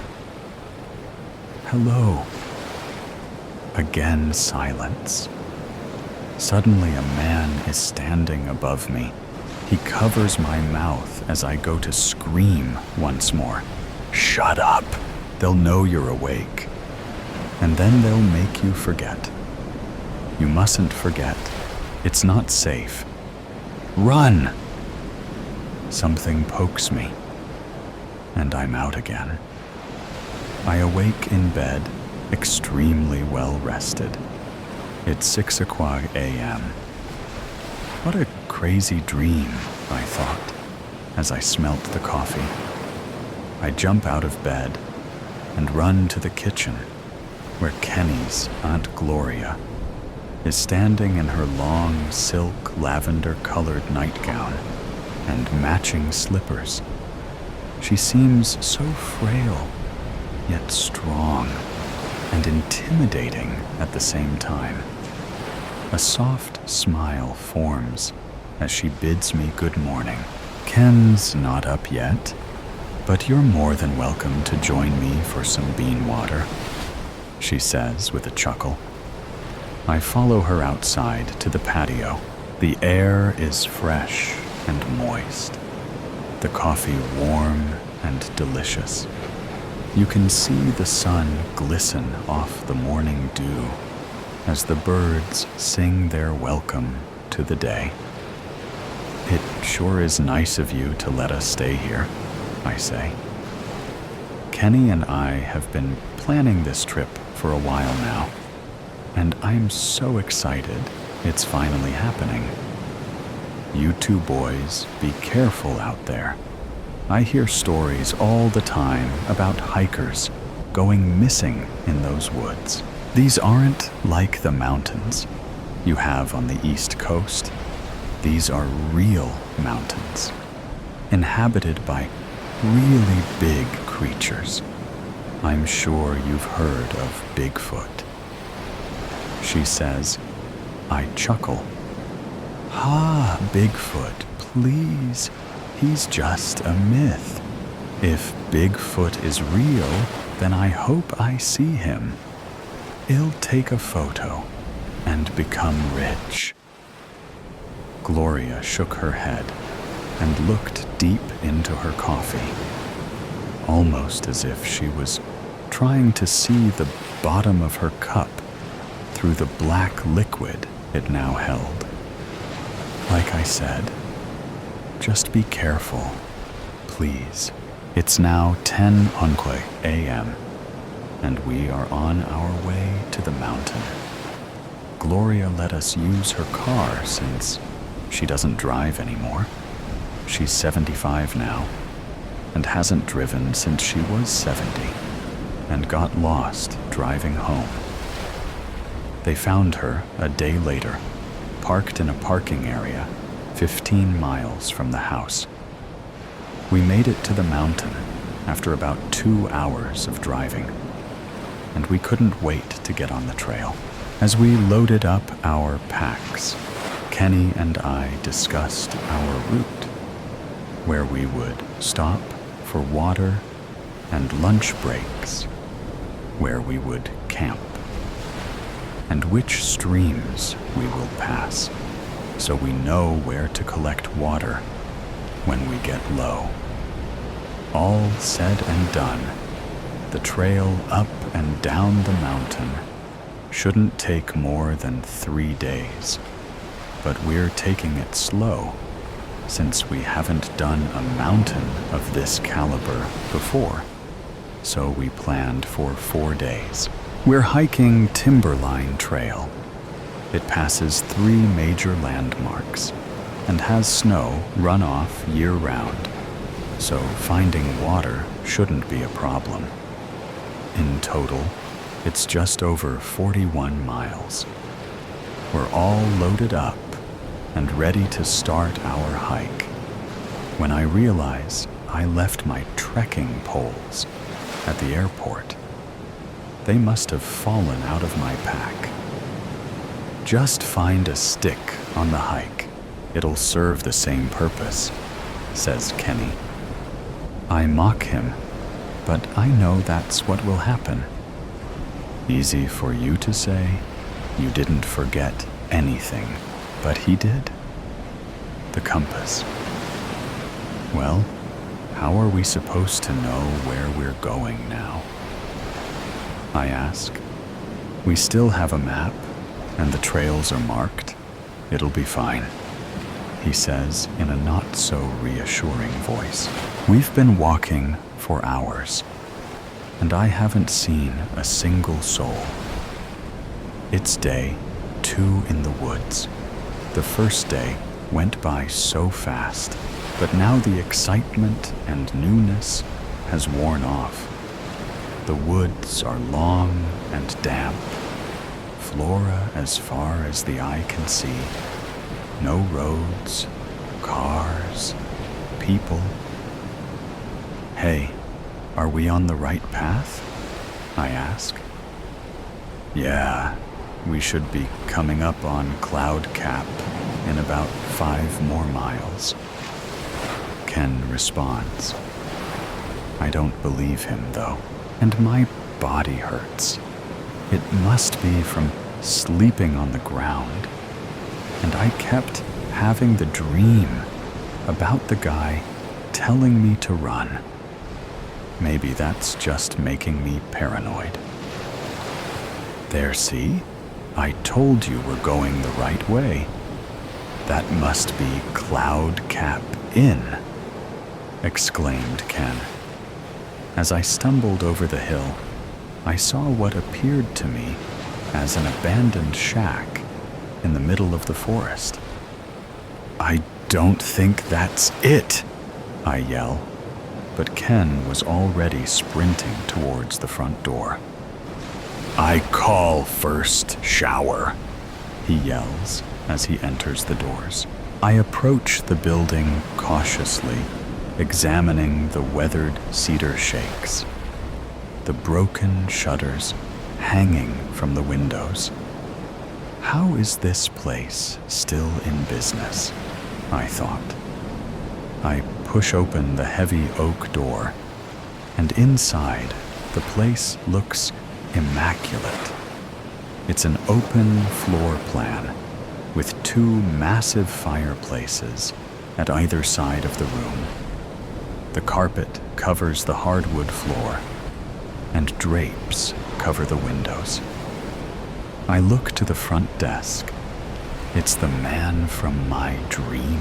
I told you to run, he says as a loud bang comes from the room upstairs.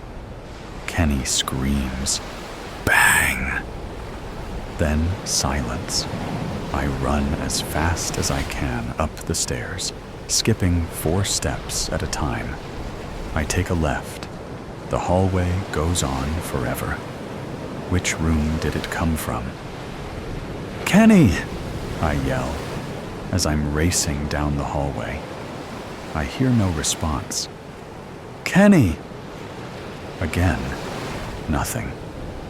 I ran downstairs, and there's no one around. The doors are locked, and I can't get out. I try for a window, but they're boarded up from the inside. I ran back upstairs and tried those windows, but to no avail. I'm trapped. But how? Why? Just as I ask this, I hear a noise coming from the stairs. I turn around, and there I see it. Kenny's body, 2 gunshot wounds. It must feed, says a voice from the other end of the room. I turn to look. Gloria? Bang. My knee is on fire. I cry out in pain as the creature appears. I look into its bright yellow eyes, soulless and empty. Its teeth big and sharp. Lips stained with blood. Why Gloria? Because I love him? she says, as she points the gun straight at me. And he loves me. Bang. I fall to the ground. The world seems blurry. I see the smoke coming from the barrel of the Smith & Wesson. I see Kenny stand and take the gun from his aunt. Just as my eyes close for the final time, I should have ran. The end. The mysterious painting. After pushing back from its gate, the Swiss Air midday flight to New York moved slowly through a light snow flurry to its designated runway. The first-class cabin was less than half full. The passenger in 1A was pleased there was no one opposite. A smiling cabin crew offered him a glass of champagne. He declined, asking for double single malt. He thought about the voicemail, a somewhat guarded call, coming from someone he hadn't spoken to in 15 years. What drove his final response was the email attachment that followed. He'd tried retuning the call, but it went to voicemail. He sensed something was wrong. He'd barely had time to return to his apartment from where he'd been staying, find his passport, pack a new bag, and take his car service to the airport. Something was telling him missing the flight was not an option. Philippe Abano was an internationally recognized art specialist, having spent 35 years researching the French Impressionists, a group of artists whose collective works, long after their passing, at auction, would shake the art world to its foundations. As with many famous artists, there were finished canvases, although documented, which had never been located. The Nazi art plunder, which began in Germany in 1933, contributed to the loss of artworks across Europe. The French Impressionists were not exempt from this pillage. 48 hours previous, Marie Le Pen was an art restorer. She worked almost exclusively for the Metropolitan Museum of Art, specializing in the restoration of damaged watercolors. On occasion, she did private restoration. With the museum's knowledge, she'd taken a call from a person representing a Mr. Retzlaff, saying she'd been recommended by her superior at the museum as someone to inspect a damaged watercolor he possessed. Marie, who loved her work, agreed to view the painting. She agreed a time the following day. Mr. Retzlaff would send a car. Very swish, she thought. After offloading her bags from the limousine sent for her, she looked around. The street was amazing. Narrow with private residences, no commercial properties. The houses all appeared to be of similar build, 5 or 6 floors above ground, with basements or walk-downs. Every property was maintained like new. Flowers and trees adorned the street. There was no garbage and no graffiti. The residence they stopped in front of was impressive, with red brick and huge floor-to-ceiling windows, edged with carved stone. At roof level, gargoyles peered down, surveying the scene. This was a part of New York most people would never see. Amazing. She followed the driver up the marble steps. He pulled on the brass handle and returned to the car. A man wearing a bow tie and black trousers answered. "Yes, madam?" he inquired, I'm Marie Le Pen. I believe you're expecting me? She smiled. We are indeed, madam, the stern-faced man replied. The entrance hall was huge. She could smell timber and brass polish.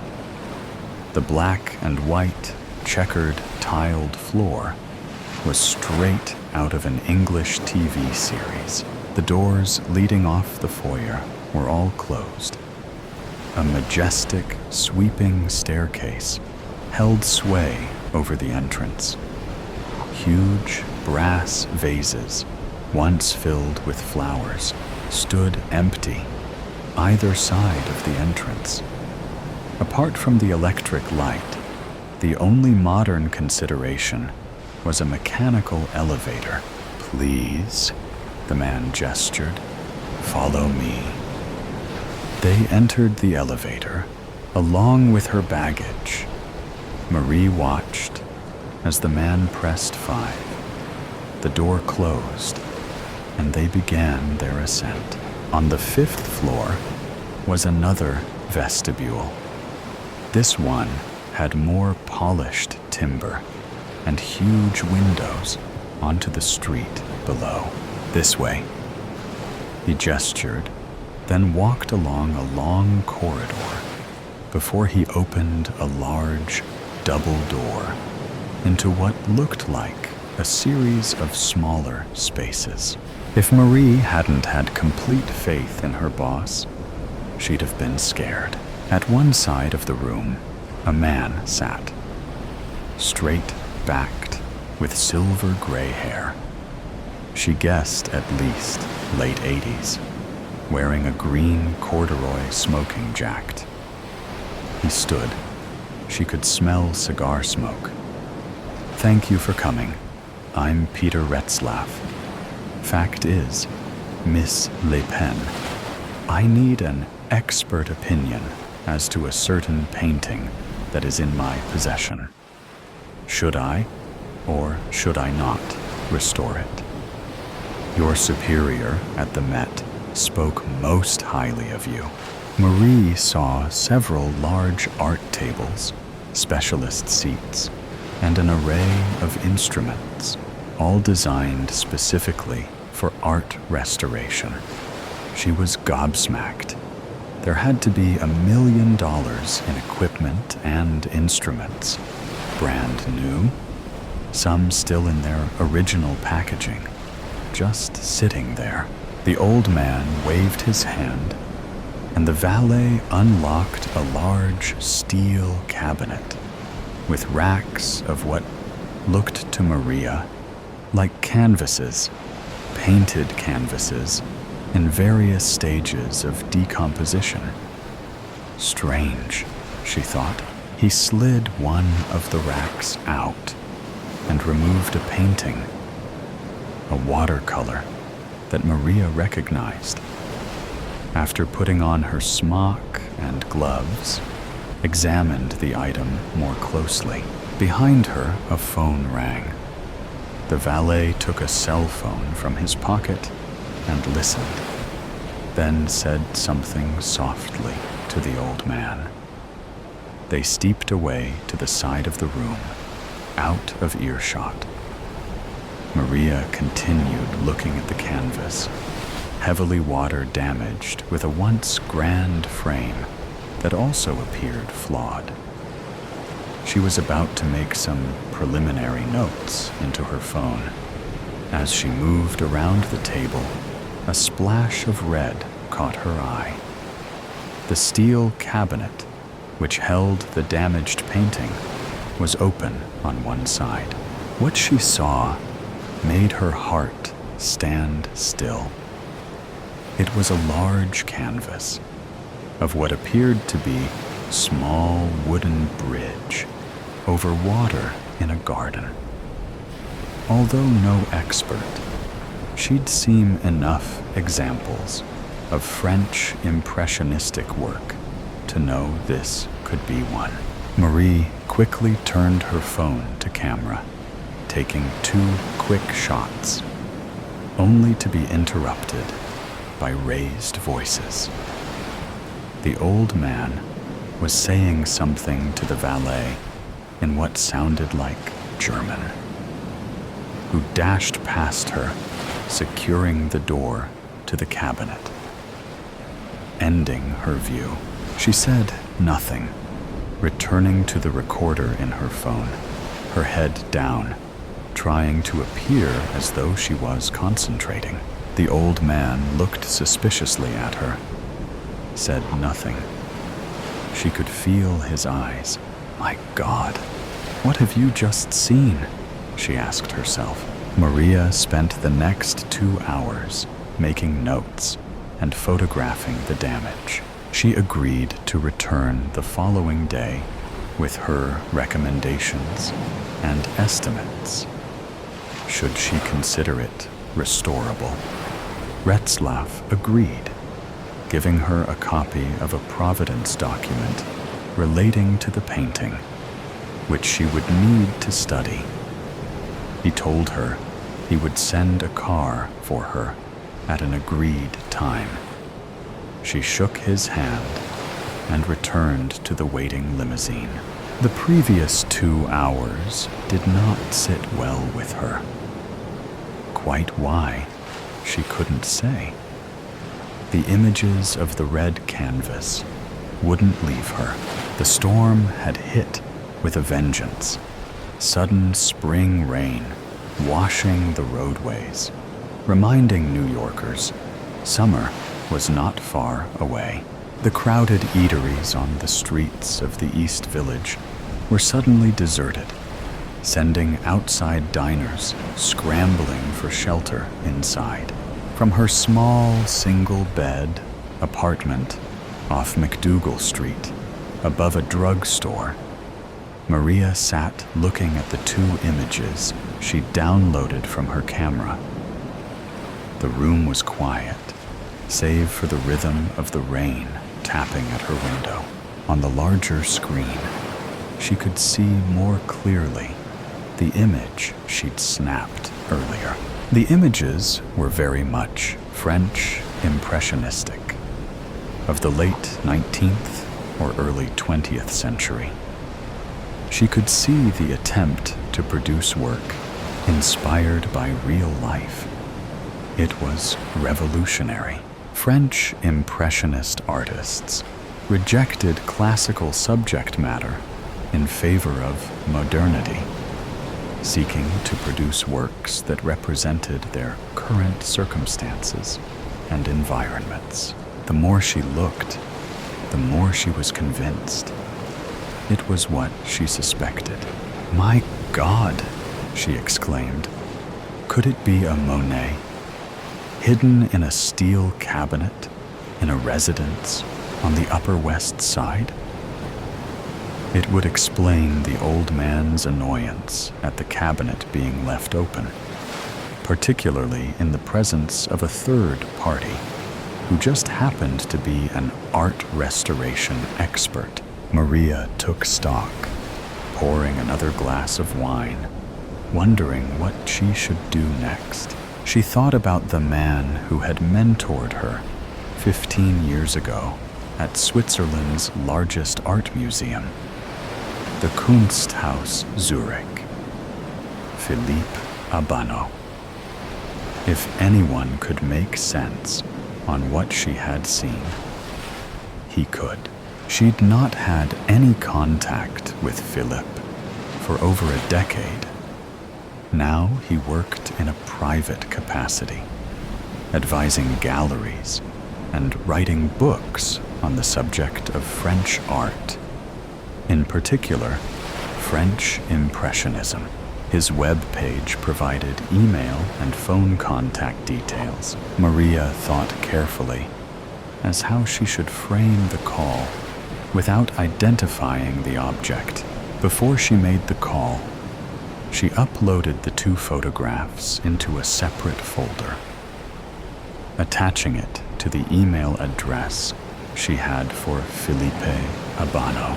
Suspecting the call would go to voicemail, she'd prepared a statement. At 10:30 p.m., She made the call, voicemail. She introduced herself, telling him of her current position at the Metropolitan Museum of Art, reminding him of their previous association, how she'd come to see what she'd seen, making no reference to a place or names, asking him for his opinion as to the images attached to the following email. Finishing the call, she pressed the send button. In the street below, a man sat in a black limousine, its wipers on intermittent sweeps, clearing the spitting rain, watching the illuminated small window above the drugstore. The Swiss Air flight gathered speed as it approached its takeoff point at Zurich Airport. Food and service trolleys rattled in their compartments as the aircraft's nose finally lifted into a gray, overcast day, the engines screaming. Philippe Abano was anxious and at the same time nervous, processing what he'd heard and seen in the previous few hours from one Maria Le Pen. Once the pilot had removed the seatbelt sign, he reached for his laptop. Putting on his glasses, began his search. East Village, New York City. Detectives Allison Maroney and her partner, Alex Sonny, stood at the open door of 1A, the apartment above the drugstore in the East Village. They flashed their shields at the uniform on the door. "What we got?" Allison inquired. The uniformed officers' badges read Lomax. "So, Officer Lomax, talk to us." The officer opened his notebook. A deceased female found dead after we gained entry, possible gunshot. A Miss Holland. He gestured upwards. In 2A, reported a cat calling and scratching at the deceased's door. Apparently, the tenant regularly let her cat out when she came home from work, and then opened up when Pussy wanted in. Except, this time, no response. Cat keeps calling. She, Miss Holland, knocked. Nothing. As she heard the tenant arrive earlier that evening, she was reluctant to use the spare key she had, deciding to call 911 instead. We attended. The cat was still scratching at the door. Miss Holland gave us the key and witnessed a non-forced entry. We discovered the body and called the station, securing the scene. The ME, who arrived shortly after we called it in, puts time of death at around 8 p.m., give or take. Pulling on latex gloves, Detective Maroney knelt next to the body. ID? Yes. A wallet with cash and cards. A Maria Le Pen, 37, works at the Metropolitan Museum as an art restorer. ID shows her address as here. No driver's license. Detective Sonny moved carefully around the small room. Laptop? Cell? Neither, though I'm guessing she had both. They're chargers for each in here and in the bedroom. To recap, Sonny offers. No phone, no laptop, nothing taken except said cell and computer. Not a robbery then, and no sign of a forced entry. Sonny looked at his partner skeptically. shrugging his huge shoulders. Single gunshot between the eyes, small caliber, maybe, .32. Very professional. This look like a hit to me, Maroney offered. What do you think? After 3 hours of intense in-flight investigation, Philippe Abano concluded it was a work by Claude Monet, albeit a later work. His once subtle transitions between shades became bolder and less precise, reflecting the challenges posed by his deteriorating eyesight. Monet's health struggles extended beyond his eyes, but his vision loss had the most direct impact on his art. And it was this Philippe Abano recognized. He'd even found a reference to a non-catalogued work titled Pont sur l'eau bleue, Bridge over Blue Water. It was listed as one of several, being prepared by Monet's agent for exhibit in Paris. The exhibition never eventuated, the listed paintings unaccounted for. This was no great mystery for Armand. A number of explanations could be found. The artist withdrew the works, no reason given, an issue with the gallery, or sold before exhibition. The latter Armand found more convincing. It would also explain its anonymity for over a century, a private or family collection that may have suffered at the hands of the Nazi art plunder of the 30s. The whereabouts of many were still unknown. Either way, a mystery that may well be explained when he was to meet with Maria Le Pen in 4 hours' time. The yellow truck. Man, $6 for an ice cream sandwich? Highway robbery. Jack squinted at the menu, slapped crookedly on the side of the bright yellow panel truck. Perry's ice cream. Everyone had a restaurant on wheels these days. Knockoffs of famous characters grinned back at him with their dead eyes. He knew the actual products would be a deformed, melted version of the picture, and he found the irregular eyeballs and melting smiles to be unsettling. A nice, plain ice cream sandwich would hit the spot. Excuse me. Hello.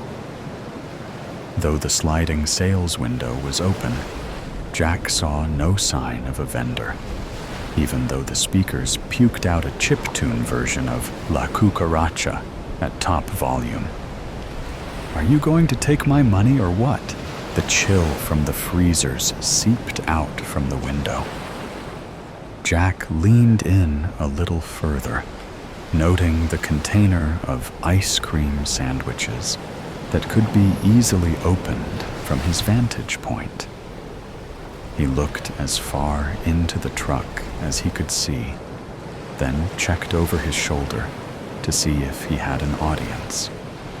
The neighbors could be so nosy. With no one in sight, Jack quickly snaked his hand into the window, opened the container, and grabbed hold of a coveted ice cream sandwich. Should have been doing your job, ice cream man, he mumbled as he walked back to his house, mouth full of ice cream and perfectly soggy cookie. He casually tossed the wrapper into his neighbor Mrs. Crowley's yard. Mrs. Crowley was the sort of woman everyone assumed was a witch, and the local kids would egg her house each Halloween and dare each other to ring her doorbell and run. She was probably a very nice lady, but Jack didn't care enough to do anything about it. The yellow truck sat on the street outside Jack's house for hours, rotating through its jaunty but very limited playlist, which, Jack noted, recycled La Cucaracha far more than was probably necessary. Jack considered calling the police, but with his record and at least one warrant out for his arrest, he didn't want to call any attention to himself. Still, he was surprised that no one else in the neighborhood seemed to have called. In fact, no one else in the neighborhood even seemed to pay the truck any mind. The sky eventually darkened, and the street lights buzzed on. And finally, the truck shut off its pixelated musical loop and trundled away. As night settled in, Jack, not wanting to lose the sweet and ill-begotten taste of ice cream from his lips, didn't bother to brush his teeth before crawling into bed. His leg was missing. Jack searched around the house, tossing couch cushions and overturning tables, flinging plates and mugs from his kitchen cabinets, even checking behind the toilet just in case. But no leg. He licked his lips, tasting the smooth vanilla cream from his earlier treat. Jack's brain fought to make a connection between the ice cream sandwich and his missing leg, but the thoughts were foggy and nebulous. The opening notes of La Cucaracha floated into the room. Jack launched upward, sweat pouring from his face as he shook off the nightmare. He tasted the residue of the ice cream on his lips, then flung the clammy sheets off his body to make sure his leg was, in fact, still there.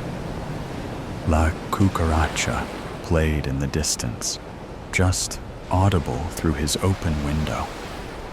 At first, Jack was able to dismiss the music as a memory echo from earlier. But the music grew louder. He lurched out of bed and towards the window, stopping to wrap his robe around himself so the neighbors wouldn't get a peek at his genitals if they happened to be awake, and also looking directly at his house. The familiar yellow panel truck was slowly turning onto his street, music playing at a volume just loud enough for him to hear clearly, but still retain a dreamlike quality. Jack had the strangest feeling. The headlights were aimed directly at him as the truck crept towards his house, an inching pace that was almost sinister. It was far too dark to see if a driver was present this time, but Jack assumed there was one. Jack shut the window, muting the noise just a touch, and tried to get back to sleep. The song slithered into his ears and brain, worming around and preventing him from falling back to sleep. He promised himself that he would give the driver a stern talking to in the morning if the truck were still parked outside his house. As the sun started to peak over the horizon, the music finally died down, and Jack stood in the window, watching the panel truck slowly crawl down the street. He hadn't bothered to grab his robe this time, but the fog of sleeplessness had settled over his brain.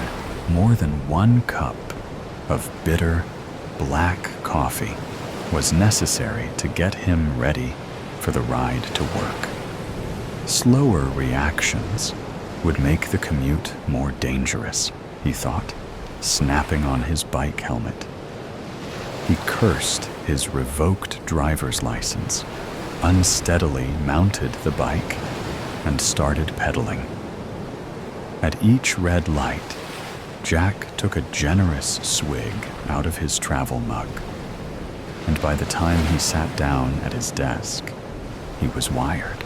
The sheer amount of coffee he drank that morning had agitated Jack's stomach, so he was looking forward to having solid food by the time noon rolled around. A little something to absorb all that coffee. He walked to his favorite sandwich shop, a tiny hole in the wall, a block or so down from his office. It was a checkered tablecloth affair, plus an easily accessible tip jar and an oblivious cashier, so he almost always broke even. The welcome bell chimed merrily as Jack opened the door, but the chimes didn't stop when the door closed. He paused, listening, then realized the notes formed a song. La cucaracha increased in volume, steadily, and Jack was too busy frowning at the noise to notice when the hostess greeted him. Sorry. Table for one, he told her, and she walked him to a booth by the window.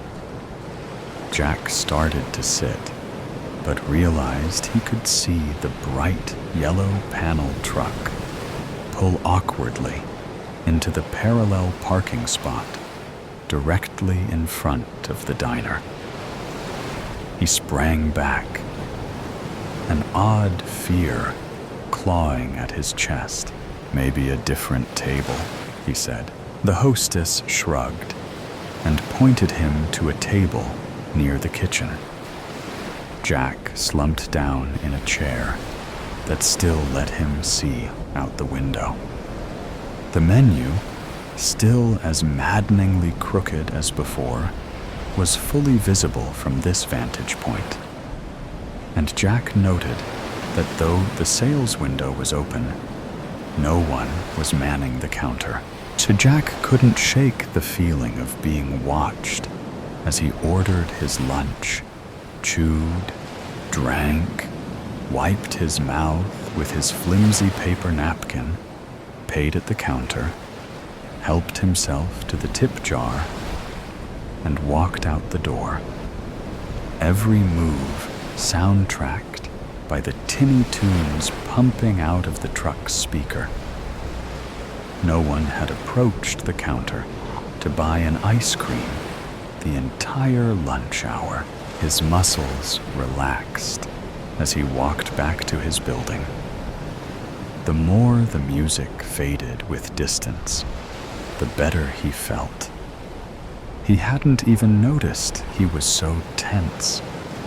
Jack rolled his neck around, rotated his shoulders, and was just about to reach the automatic doors to his office when he heard it again.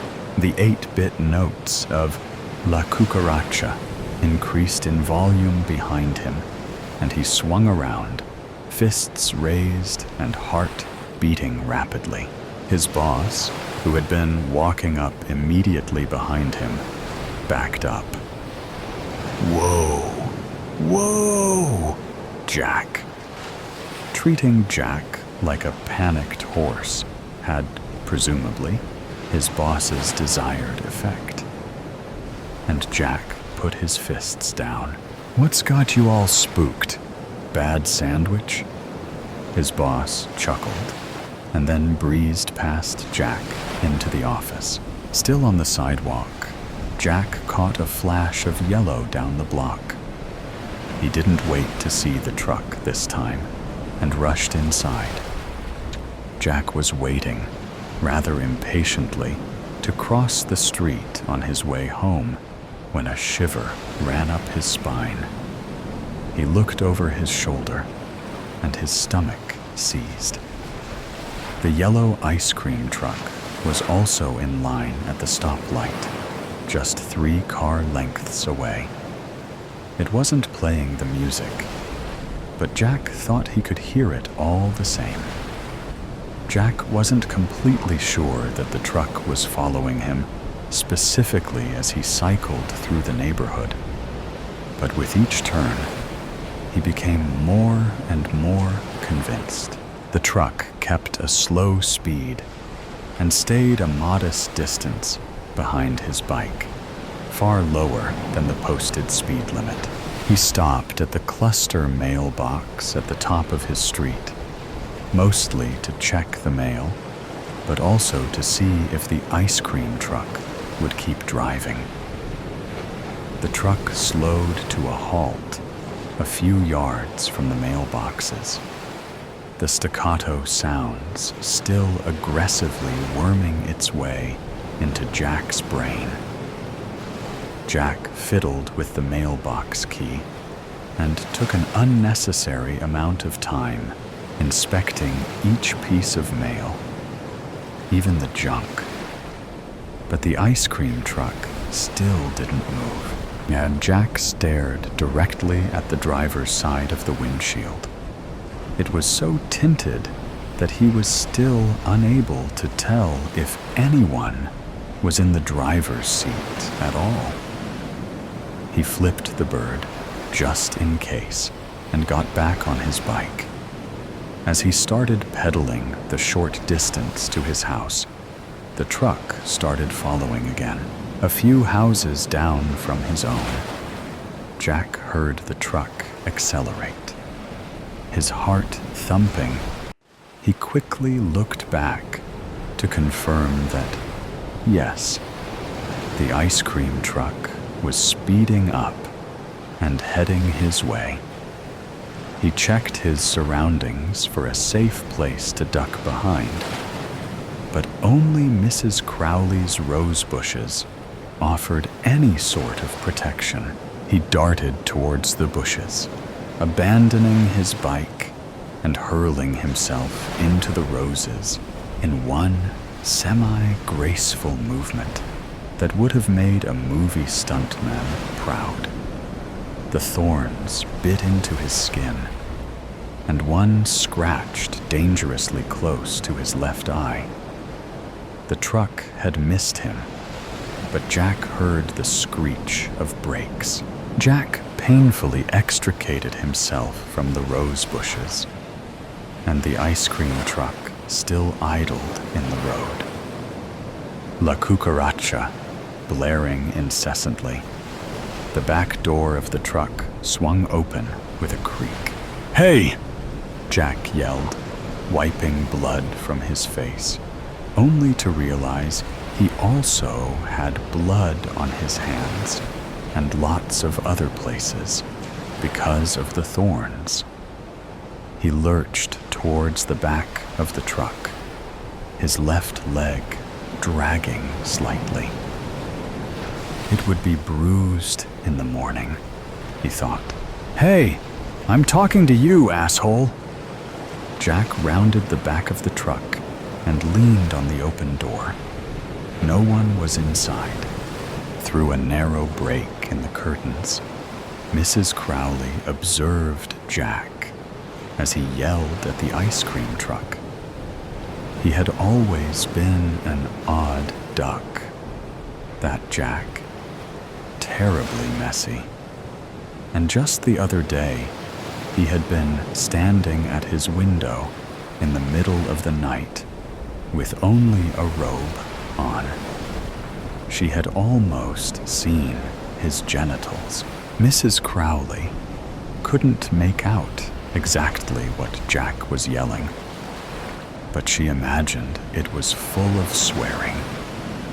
He started to lean into the open back of the truck, and then, in an instant, he was yanked inside. Before his legs made it all the way across the bumper, the doors of the truck slammed shut with such force that Jack's left leg was severed at the knee. the bloody leftovers dropped unceremoniously to the pavement and rolled to the curb, high-pitched notes of La Cucaracha distorted with static, and the truck shuddered violently.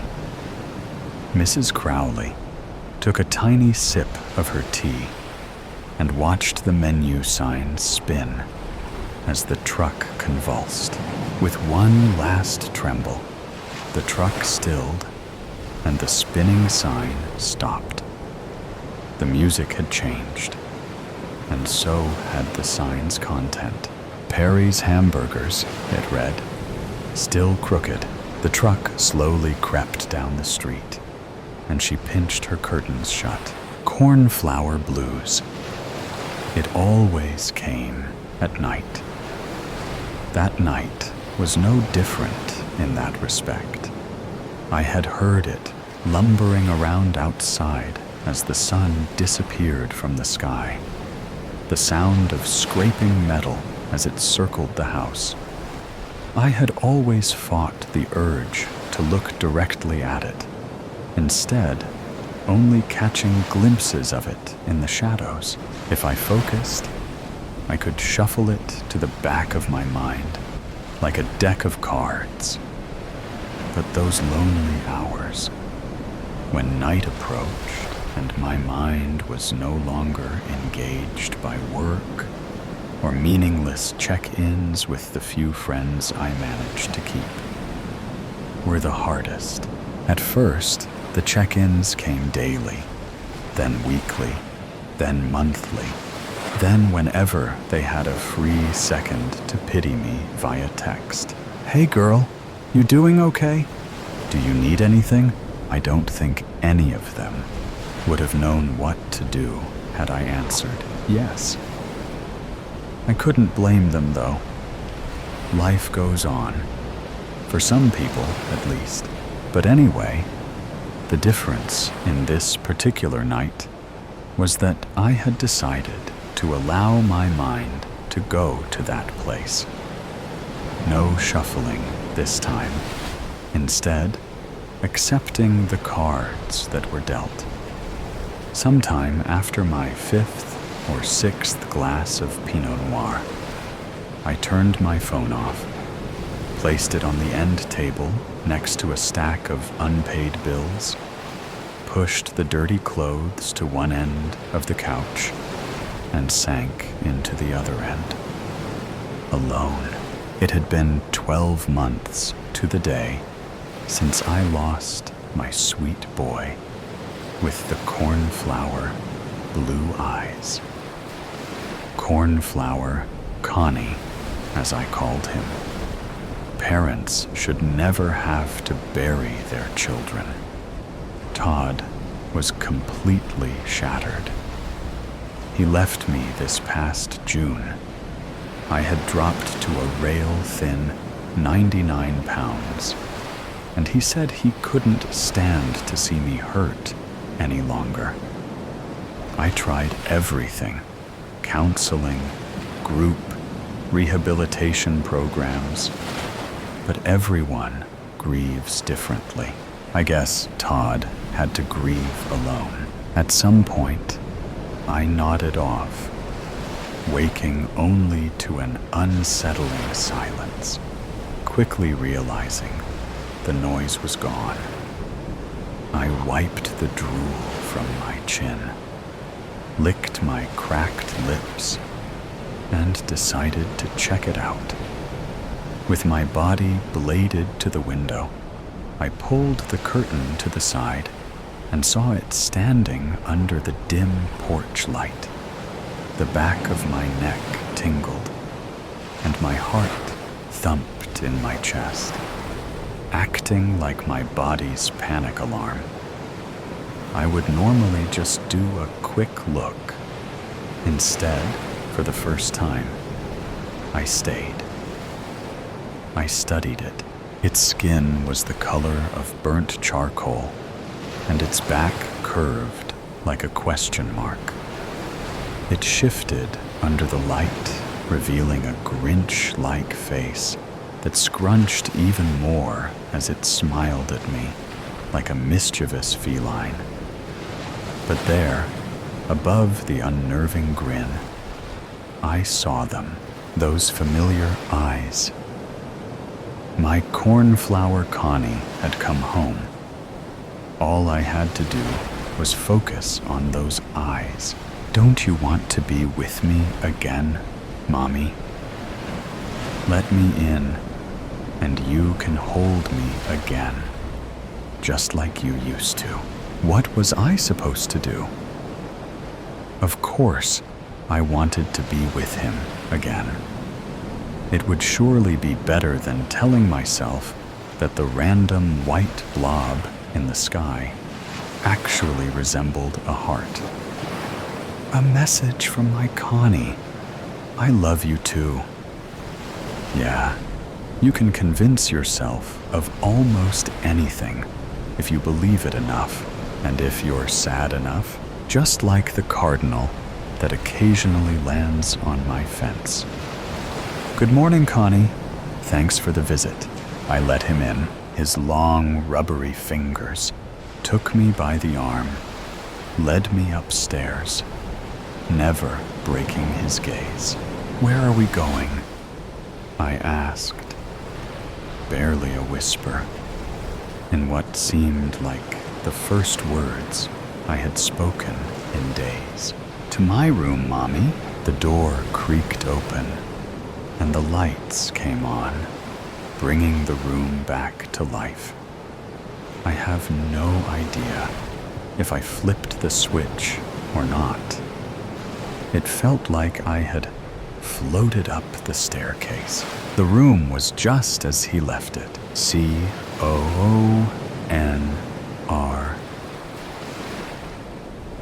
COONRD, colorfully stenciled on the blue wall above his big boy twin bed. Teenage Mutant Ninja Turtle sheets and comforter still ruffled from that night a little over a year ago when he stumbled into our room just before midnight. Mommy, my chest feels weird, he moaned. After a 104.1 fever, we rushed him to the hospital. My cornflower Connie would never come home again. His fingers rolled up my sleeve and led me to the bed. I pressed his Michelangelo stuffed animal to my face, inhaling deeply, hoping it still held Connie's scent. It didn't. The tears fell, and his grip tightened on my arm, leading me into the bed. He never let go of my arm. Lay with me, Mommy. I climbed in, pulled the covers to my stomach, and rested my head on Connie's pillow.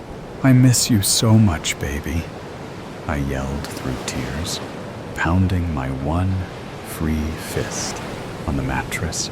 I'm here if you keep looking in my eyes. Just then, his eyes flickered, and it, as if I was watching a projection screen. I watched as we took in the afternoon show of the new Spider-Man movie last year. Connie's lap littered with buttery popcorn that missed his mouth, his icy stained lips framing his checkered smile. A flicker, a summer afternoon drive around the neighborhood, blasting random 90s songs.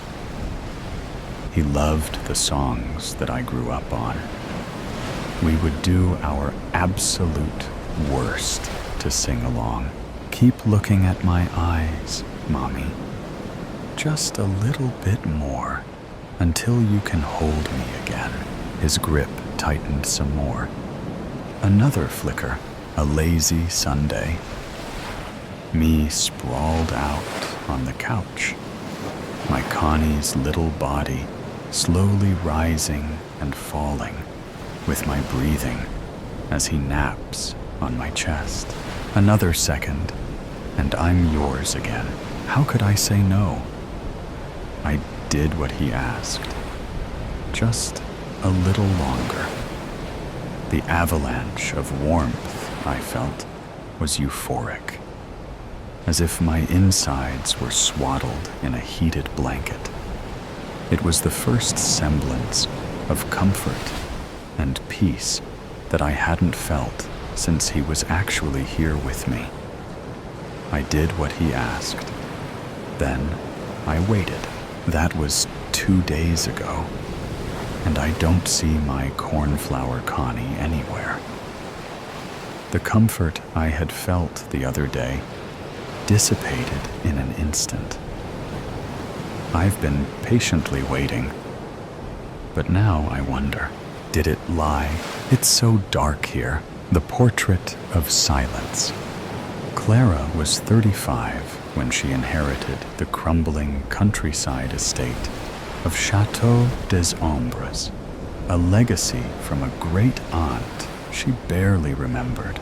The news arrived like an omen, slicing through the fog of her post-heartbreak haze, offering an escape from the echoes of a life she no longer wished to inhabit. The estate was a relic of another time, its walls cloaked in dust and draped with faded, peeling wallpapers. But amid the fading grandeur, one thing stood out. A painting in the dining room, unnervingly lifelike, depicting a woman in 17th century attire. A woman who looked eerily like Clara herself, dark eyes to knowing. A face both foreign and familiar. She reached out without thinking, tracing her fingers over the delicate oil strokes. A chill seeped into her skin. She had never been the type to have doppelgangers or be mistaken for someone else. Yet, as she stared at the unsettling realism of the portrait, she wondered, was her face simply ordinary or disturbingly unique? At first, she dismissed the unease. She attributed the odd sensations, the dizziness, the light-headed drift she felt in the dining room, to exhaustion or stress. The house was ancient, creaking with history, and her rational mind clung to explanations. But as weeks passed, the feeling intensified. The air in that room thickened. Her unease grew stronger every time she walked by the portrait. The painting seemed to shift when she wasn't looking. A flicker in the eyes, a whisper of movement in the curls of painted hair. And at night, as she started hearing murmurs in the darkness, indecipherable and persistent, she began to fear that she was truly losing her mind. She sought answers, but the staff who had served her great-aunt Serafina knew little.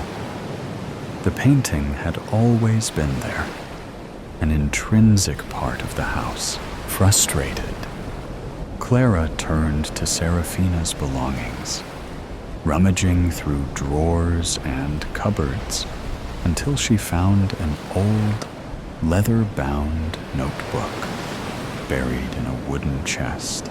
She flipped through brittle pages filled with lists and recipes until a single entry stopped her cold. She waits in the canvas. She watches. That night, a storm raged. Rain lashed against the windows, and the wind howled through the halls. Sleep was impossible. The words from Serafina's notebook burned behind her eyes. Before she knew it, she was standing before the painting, breathless, pulse hammering, she reached out, fingers trembling, and scratched at the surface. The paint peeled away in thin layers, revealing another portrait beneath. The same elaborate clothing, the same pose, but the face was different. A stranger's. She could swear the figure in the painting smiled. Briefly, impossibly. The grin was too wide, stretching just beyond the limits of the face. Too sudden, as if it had flickered into existence rather than emerged naturally. A grotesque mimicry of human expression. She blinked rapidly, her breath catching, as though clearing her vision might erase the horror. When she looked again, the smile was gone. A wave of nausea hit her. Staggering back, she felt a weakness grip her limbs. Panic drove her to action. At dawn, she reached out to an art historian she found online. Dr. Theodore Valls arrived at Château des Ombres 2 days later. He was a man of careful precision, his salt and pepper hair constantly pushed back, as if keeping stray thoughts in place. His initial response to her frantic message had been one of polite disinterest, until he saw the attached image. He recognized the woman at once. Isabella de Loria. By morning, he was at Château des Ombres, his presence sharp against the house's faded grandeur. "This is Alessandro di Rossi's work," he murmured, eyes narrowing in fascination. "An original, but this isn't possible." "What isn't possible?" Clara's voice was taut. He turned to her with a tense expression. Isabella was the only daughter of a powerful aristocratic family from southern Europe. She was painted by nearly all the great artists of her time. She was around 14 when she first posed for a portrait and vanished at age 22. No one knows exactly what happened to her, though there are many tales. But here, he continued, she looks older, much older. Clara led him to the torn fragments of the topmost layer, revealing the face that had been painted over. She looked a lot like me, she whispered, he words feeling absurd even as she begged them. Her voice wavered, caught between disbelief and a creeping certainty she wished she could ignore. Dr. Valls exhaled sharply. The painting was altered, but why? And by whom? As they dug into history, the truth unfurled like a nightmare.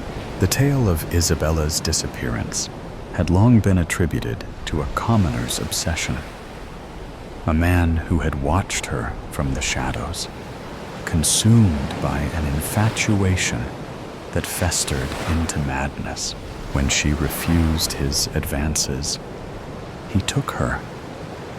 She was hidden away, tortured, broken. Then she vanished. Her body was never found, Dr. Valse said, running a hand through his hair. But if this painting was done later, if Di Rossi painted her again, aged, changed, then... He hesitated. Then he must have known what became of her, Clara finished. Days of relentless research followed. They sifted through forgotten archives, scoured letters written in fading ink, and pieced together fragments of records long buried in the estate's library. Dr. Valtz reached out to colleagues, historians, and experts in restoration. It was in an obscure 17th century art treatise that they found mention of a certain Dai Rossi portrait, one never exhibited, one whispered about in hushed tones, rumored to hold something more than just pigment and canvas. There was never a commoner lurking in the shadows. The story had been a fabrication, a convenient myth. In truth, Dai Rossi had never been commissioned to paint Isabella. He had offered his services for free, captivated by the chance to immortalize such a remarkable face, an unusual gesture for an artist of his stature. His fascination began as artistic admiration, but soon it twisted into something else. He became obsessed, haunted by her beauty, unable to capture it to his satisfaction. When Isabella sat for him, the proximity consumed him. He had to be near her. He had to possess her. She was never seen again. Several years later, Isabella succumbed to the horrors she endured in de Rossi's grip. Unable to let her go, he took her blood and mixed it with his red paint, binding her essence to the canvas. He had painted her into permanence, attempting to capture what was left of her before it faded completely. The painting had fed on those who gazed too long, who felt its pull. A cycle of replacement, over and over. Clara felt the truth settle deep in her bones. Dr. Valtz turned to her, something dark flickering in his gaze. We must destroy it. They worked beneath the shroud of midnight, the flickering firelight casting restless shadows against the walls. The painting resisted, its surface trembling, as if something within fought desperately to hold on. Flames licked at the edges, hesitating, as if repelled. Then, with a sudden burst, the fire consumed the canvas, curling the centuries-old paint into ash. A wave of energy rippled through the room, dense, suffocating. And then, a scream, high, raw, inhuman, tore through the air, reverberating through the walls before fading into an eerie silence. Silence. A faint shimmer lingered in the air, barely perceptible, as if resisting the finality of destruction. For a fleeting moment, Clara thought she saw the embers pulse. Not with fire, but with something else she couldn't explain. The house exhaled. The weight pressing against Clara's chest lifted. When the last ember died, only ash remained. Kat, Leah, and Dave arrived early at Chateau des Ombres, barely containing their excitement at finally purchasing their dream home. By the time the real estate agent arrived and began unlocking the heavy front doors, they had already taken in the surrounding land, giddy with possibility. They had heard about the disappearance of the previous owner, a woman named Clara. The house had been unoccupied since. Eagerly, they explored the dim hallways, the grand staircase, the candlelit chandeliers. Then, in the dining room, they stopped. There, above the fireplace, hung an old portrait. A woman in 17th century attire, hands folded neatly in her lap. Her eyes were dark and deep, her expression impossibly lifelike. Leah frowned, tilting her head. Something about the portrait unsettled her. Not fear, but familiarity, a strange tug in her gut, a whisper of recognition just beyond reach. That's strange. She looks a bit like... She stopped, heart hammering. How exquisite.